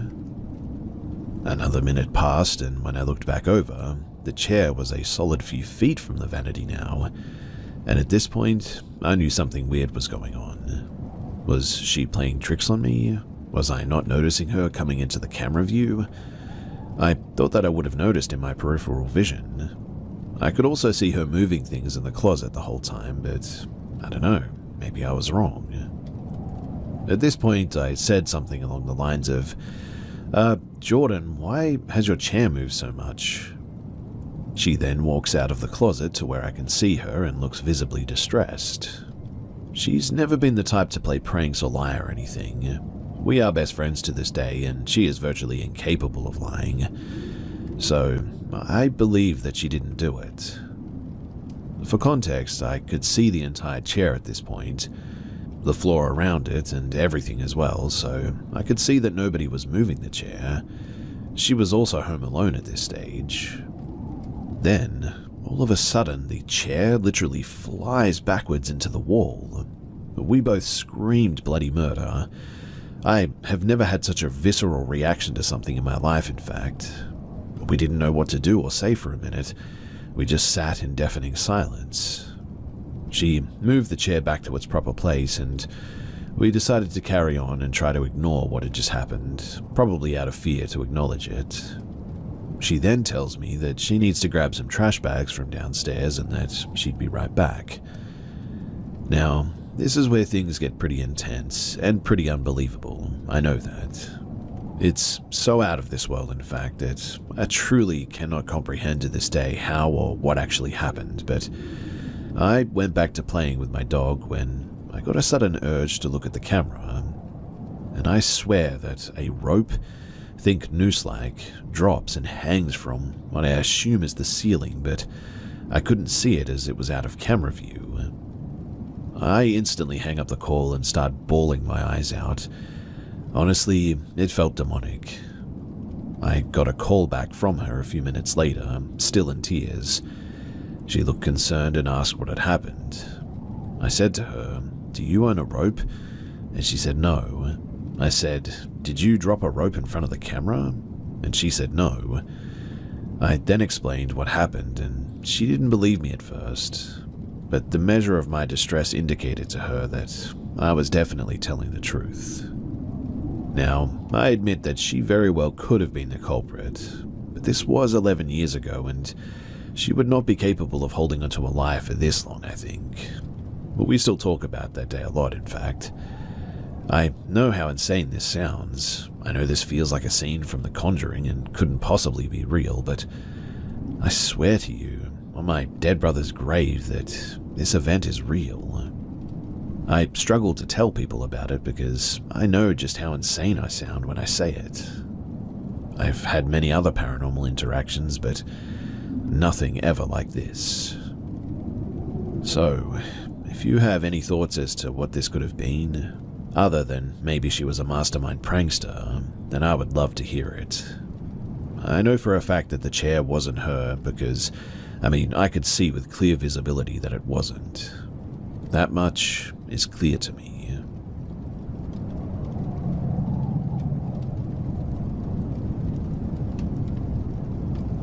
I need to share this before I convince myself that it didn't happen. This happened in December last year. I was visiting my uncle in northern Minnesota, near the Canadian border. He's the kind of guy who prefers solitude, lives in a cabin deep in the woods, no close neighbors, just the trees and whatever lives in them. I never minded visiting. I like the quiet, in fact. But after that night, I don't think that I'll ever be going back. It was the coldest night of the year that night, at least negative 30 degrees. My uncle had gone into town for supplies, so I was alone. The cabin was warm though, the fire crackling, and I was scrolling on my phone when I heard it. Something moving outside. Not footsteps, more like a dragging sound, slow and deliberate. At first, I thought it was just the wind, but then came the knock. Not at the door, at the window. 3 slow, deliberate taps. I froze. My uncle's nearest neighbor was miles away, and no sane person would ever be out in that cold. But the knocking came again. I reached for my flashlight and shined it through the window. And man, I wish that I hadn't. There was something standing just beyond the tree line. It was tall, at least 7 or 8 feet, but completely emaciated, with long bony limbs. Its skin looked frostbitten, almost blackened in fact, and its eyes were glowing, not reflecting light, glowing on their own, like embers buried in a dying fire. I should have looked away. I should have closed the curtains, but I was frozen, staring, unable to breathe. And then it smiled. Its teeth were too many, too sharp, stretching across its face. It opened its mouth wider than any human should, and then it said something that I perceived to be "let me in." The voice didn't match the body. It sounded wrong, like a recording playing at the wrong speed, too deep and too garbled. I instantly ran. I grabbed my uncle's rifle, locked the door, and I backed into the farthest corner of the room. The knocking eventually stopped, but I could hear something scraping against the walls outside, slow and patient, like it had all the time in the world. I sat there for what felt like hours, rifle shaking in my hands, until my uncle finally came back. The second that his headlight swept across those trees, the noises instantly stopped. He found me pale, sweating and gripping the gun like my life depended on it. I told him everything. He didn't say a word, just nodded and checked around the cabin. And when he came back, he looked unsettled. "There are no tracks in the snow," he said. "Nothing." That was impossible, though. I heard it, I saw it, but there was nothing outside, no footprints, no marks on the walls, just the untouched snow and the silent watching trees. I left the next morning, and I haven't been back since. My uncle, bless his soul, still lives there, but he told me something before I left. He said, "If you ever hear it again, don't look, and whatever you do, never let it in." I have never told anybody else about this until now, but I know what I saw, and I know that whatever it was, it's definitely still out there somewhere.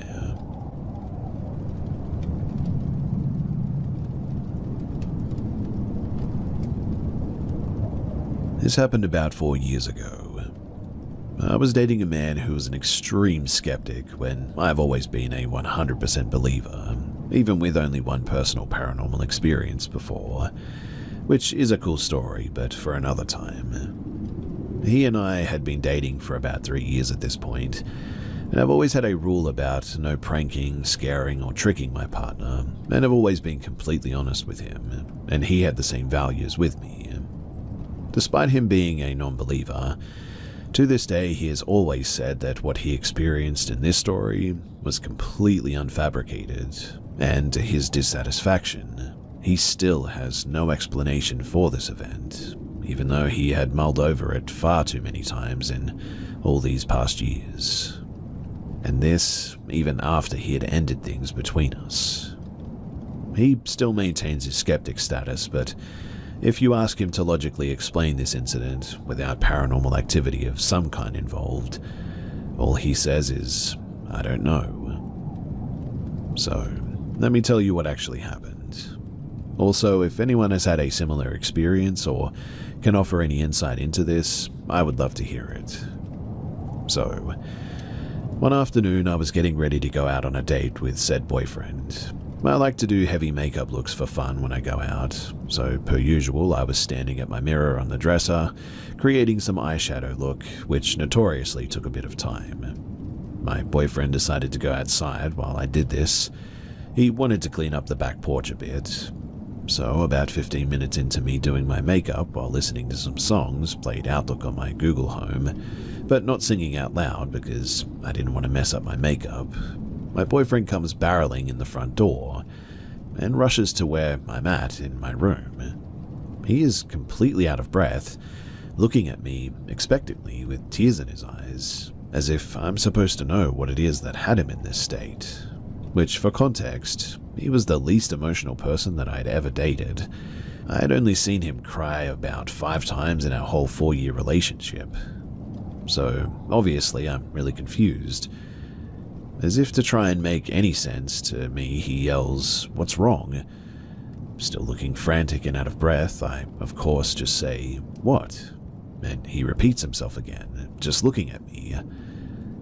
I asked him what had him acting so uncharacteristically freaked out, but he's acting like I should obviously know.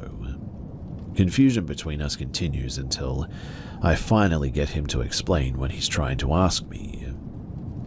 His version of the events in those few moments when he went outside was this. He says that he went to the yard and was moving fallen limbs and things into a pile as I get ready inside. A couple of minutes go by until he's interrupted by me, apparently standing at our sliding glass door that overlooks that part of the yard that he's in. He said that I looked extremely distressed though, could see my face very clearly, and that I looked scared.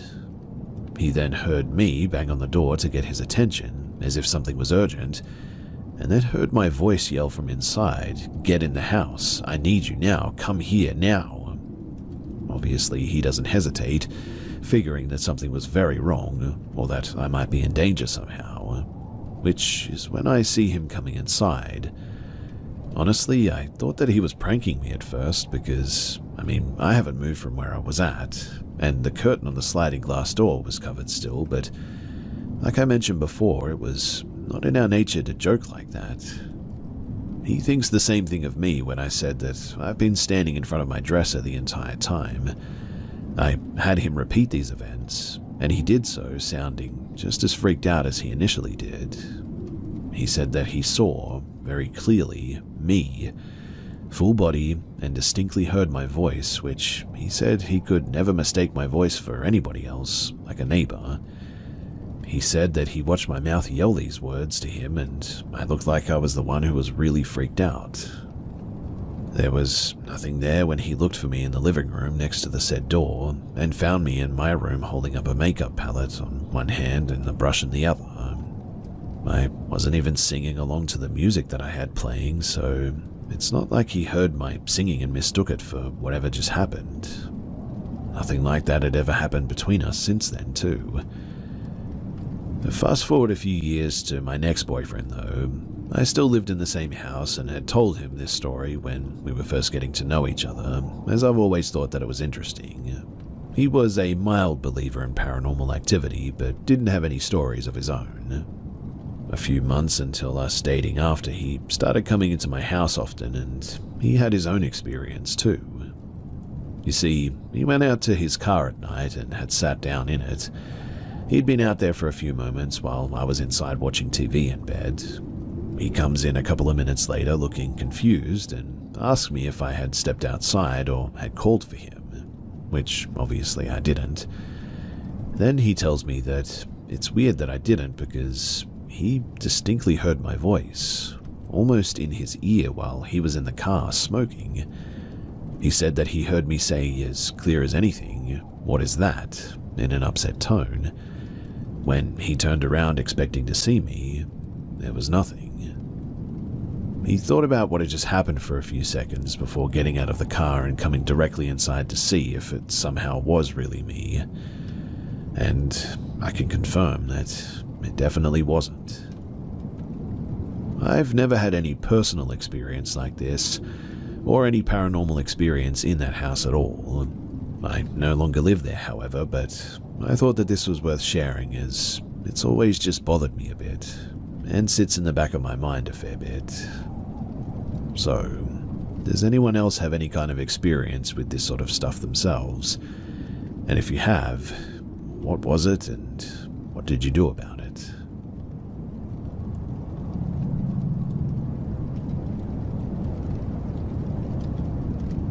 A few weeks ago, my partner and I decided to go for a late drive to this really pretty walking trail on a mountain about 2 hours away from my house. I've only been there a handful of times, but it's somewhere my partner and his family would visit often. We left home at midnight, which is a lot later than we normally would, so it was like 2:30 in the morning when we actually got to the trail.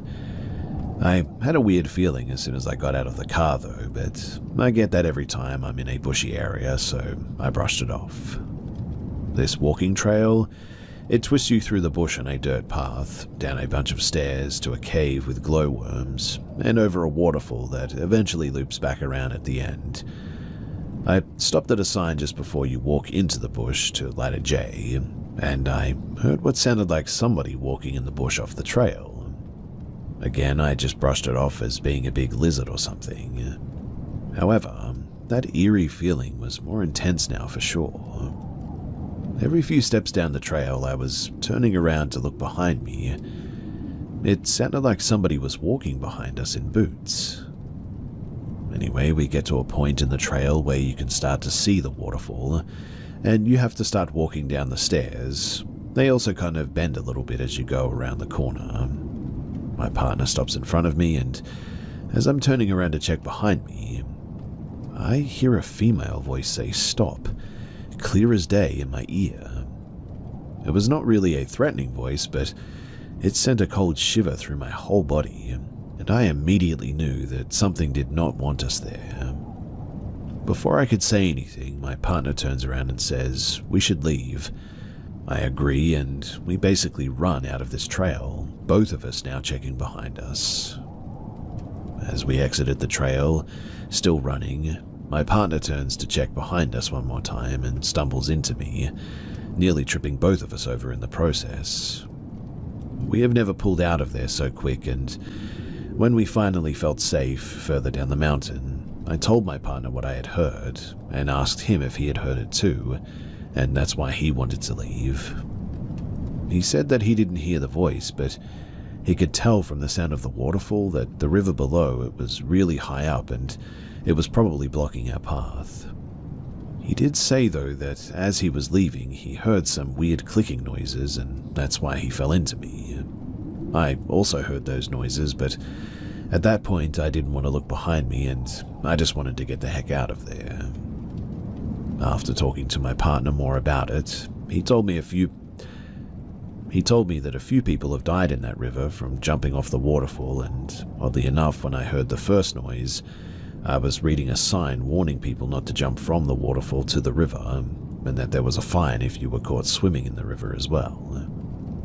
And so, yeah, that's my story, and it was a really weird experience, and we haven't been back to that mountain since then.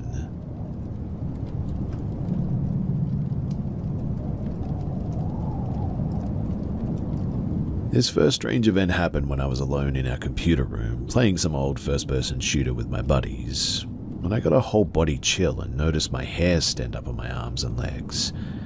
It didn't really bother me too much until the laundry basket that was on the floor next to me just sort of tipped over by itself. Weird. Then I look at my right arm, which was on the same side of the laundry basket, and I noticed 3 scratch marks on my right arm. Not bloody, but very apparent. Those 3 scratch-like marks freaked me out. They almost looked like when you press down on sunburnt skin, but did not immediately disappear, and I didn't touch my arm at all. I remember telling my parents about it, as I was absolutely terrified. My mum believed me, but my dad was pretty skeptical. Fast forward about 5 hours into the night, though, and my dad and mother are both woken up by the sound of our coffee machine cover getting flipped up and down repeatedly, which then ended up getting louder as it sounded like it had moved to the bottom of the stairs. My dad went downstairs to see what the commotion was about, but absolutely nothing seemed out of place. Our cat at the time was in their bed, as was our dog, so that wouldn't have made sense. This portion is from my parents' account, which to this day they still confirm what they experienced to be true. But I remember my dad telling me about this the next morning, and he seemed, well, scared, which I found odd as he was not religious or spiritual in any sense. Fast forward to literally the very next night, though, and my mother and father are woken up by me in their room sleepwalking, which I have absolutely zero record of ever doing before these events, and afterwards too. My parents described my actions as though I were possessed by a woman, as I was clearly asleep but was trying to talk to them, but they couldn't understand me. They said that I was moving like a woman, flaunting hips, walking very feminine-like. Being smart, my parents did not interfere, but just sort of observed until I went back to my bed and proceeded to tell my parents to get my gun and to get away from me because something was wrong. This basically ended in my mother having the house cleansed multiple times, and nothing strange really ever happened again after this cleansing. We do live in an old farmhouse on a Native American burial area for context, so that might have something to do with it, but really, I just don't know enough about this stuff to say anything about it.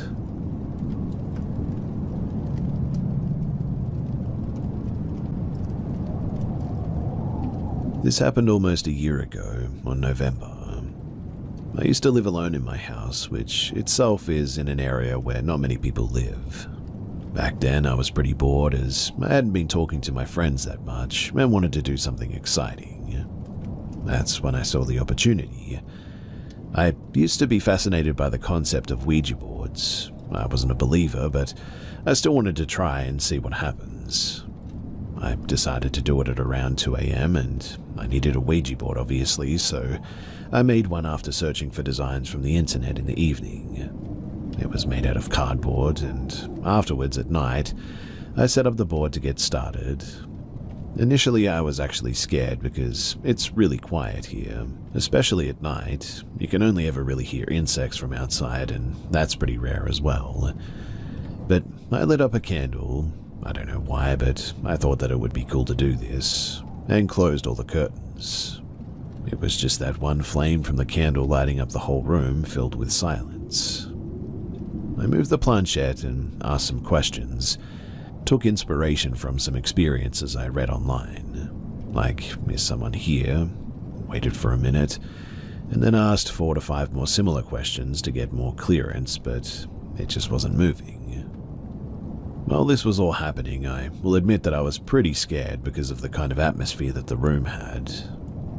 But now comes the weird part.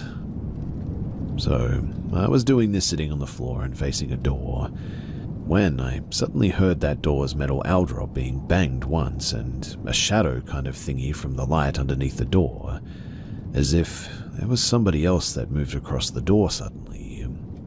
I instantly jumped because it terrified me. My first instinct was to stop whatever I was doing. I blew the candle, and this was a huge mistake. The whole room suddenly went dark, and I forgot where my phone was. I got up to turn the lights on as soon as I could, and then something happened again. I'm not sure of this like 100%, but I heard something like footsteps in the room. My own footsteps weren't loud enough to be heard because I was wearing socks, but it sounded to me as if somebody ran in my direction, even for just a second. And as soon as I turned the lights on, I found my phone and I got out of that room and I instantly went to my bedroom. I couldn't sleep after all of that happened, so I scrolled on my phone to try and calm myself down a bit, and then eventually I fell asleep. The next morning, the first thing that I did was I threw that board in the trash. 2 nights later, I woke up in the middle of the night and found myself standing in the outside corridor. Maybe I was half asleep and I walked outside by myself, but as soon as I realized this, I instantly went back in. After that too, every time that I would sleep, I would get this feeling as if something was watching me, and this happened for almost a week.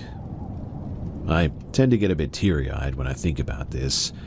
It always happens when I talk about paranormal stuff now. But do you guys think that this all could have been because of the Ouija board, regardless of whatever it was made out of?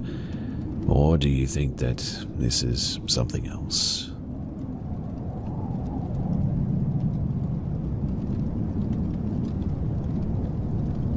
So a few months ago, I was home alone on my deck outside using my telescope when I heard a car door open and shut, followed by my dog barking and then my front door opening.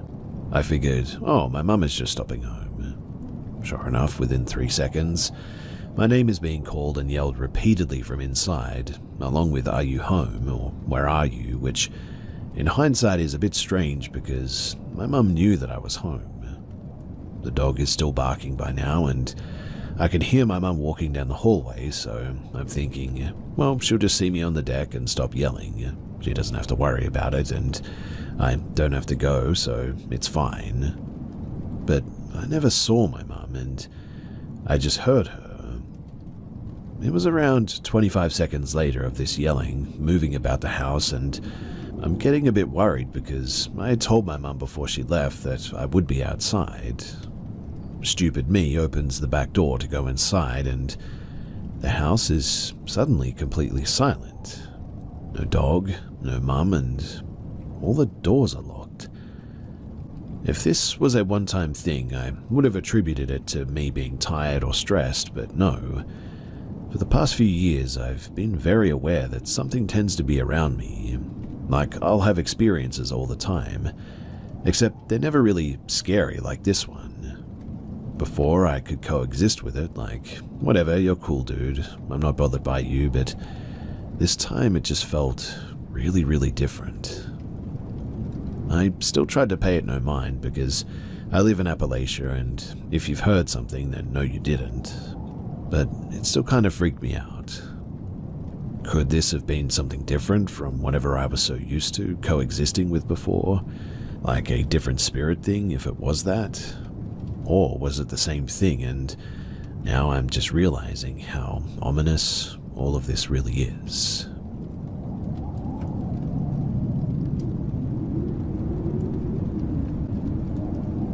So my girlfriend and her friends, they invited me to stay at a small cabin, Airbnb, in the Appalachian Mountains near Seven Devils. The idea was to just go up there to enjoy some snow tubing, and then do some light drinking, hot tub and board games in the cabin afterwards. The cabin was pretty high up in the mountains, and the drive up to it was honestly kind of scary. Single car length road for the most part, no railings on either side of the road. So if you were on the side of the truck, which we'd rented a four-wheel drive to make the drive up, thank goodness, it was a sheer drop on that side. Sure, if we drove off the road, we'd likely be stopped by some trees on the way down, but still, it's a bit nerve-wracking for sure. Another thing was some of the trees on the trail had faces on them for decoration. I think that they were supposed to look cute, but they just kind of looked unnerving for most of us. I really should have taken pictures, but I was too anxious during the climb, so I never did. The cabin itself, though, was almost at the top of the mountain, and fairly small. A small living room with a very tiny and narrow kitchen and 2 bedrooms. hot tub on the lower porch because the cabin itself was basically on the second floor, so you had to go up to a stairway to get into it. Key to the cabin was in a lockbox, so no special door lock option, just an old-fashioned cabin. We came back after snow tubing and dinner. The others drank enough to get buzzed, whilst I only had a glass of wine since I have a condition that makes it dangerous to get too much alcohol in my system, so relatively sober. I enjoyed the hot tub as planned, witnessed a beautiful shooting star, then played board games after that until around 1 in the morning, when we all went to bed. Now, I woke up a little after 4 a.m. because I was suddenly sweating and then I kind of felt a bit unsettled. I decided I needed to go to the bathroom, so I got up. I left the bedroom and nothing seemed to miss. I used the bathroom, and when I left the bathroom, the front door was now wide open. Naturally, I felt immediately uneasy, but again, this was a small cabin, so really there was nowhere for any intruder to hide. I could easily see the entire interior of the cabin from the tiny hallway. I decided maybe the last person through the door last night after the hot tub just didn't fully close the door and lock it appropriately, because there was no sign by the door that says close door firmly or anything, and it was fairly windy outside. I mean, the wind was howling out there enough that you could hear it. So I go over to the door and I close it, making sure that it's firmly enough in the doorway to fully lock it. I even jiggle the handle a few times and try to see if it'll open when locked. It doesn't budge, so I start to head back to the room. Then I hear the door rattle a little bit and I turn around and stare at it. I watch the lock itself turn and then the door opens, and it doesn't slam open from the wind, it just slowly swung open. I stayed extremely still because, that was crazy. The door was huge, mind you, clear window on it with no curtains and a big window beside it that also doesn't have curtains. And there was absolutely no one on the other side of it, that much I can guarantee. There was just no way somebody could have ducked out of view either and hurried away from the door after pushing it open, because they would have had to have made a lot of noise hurrying down the steps to get to the walkway. Like I said, it was an old-fashioned door as well, with a simple lock and a simple doorknob as well. No electronic buttons or anything like that to unlock or lock by buttons or remotely or anything. Well, after getting the nerve to close the door again and locking it firmly, really, nothing else happened that night. I couldn't really go back to sleep because I was way too scared to do so. So the following morning I told the others about it, and they were pretty spooked by it too, but otherwise glad that we were only staying that one night. Before we packed up the truck to leave, there was this strange knocking noise coming from the surrounding woods. Not like somebody knocking on a wall or a door or anything. It was a deep, hollow-sounding knock that only knocked twice, stopped for a while, and then would do it again. Maybe it was just the trees knocking together, but after what happened early in the morning like that, it was definitely a little bit unsettling. So yeah, I'm from Florida, and though I've experienced other paranormal activity before, that was the most physical thing that I've experienced, and I've definitely heard plenty of stories about odd occurrences in the Appalachians. I guess in a sort of weird way that I'm glad that I experienced something, but I'll never forget the fear that I felt that night. After all, my first thought was an intruder or something, and it would have been pretty bad being up there so high by ourselves with someone like that. If we had had any reason to run, we could have easily fallen off of a cliff or something in the pitch-black darkness outside. So I'm thankful that, really, we never had to do that.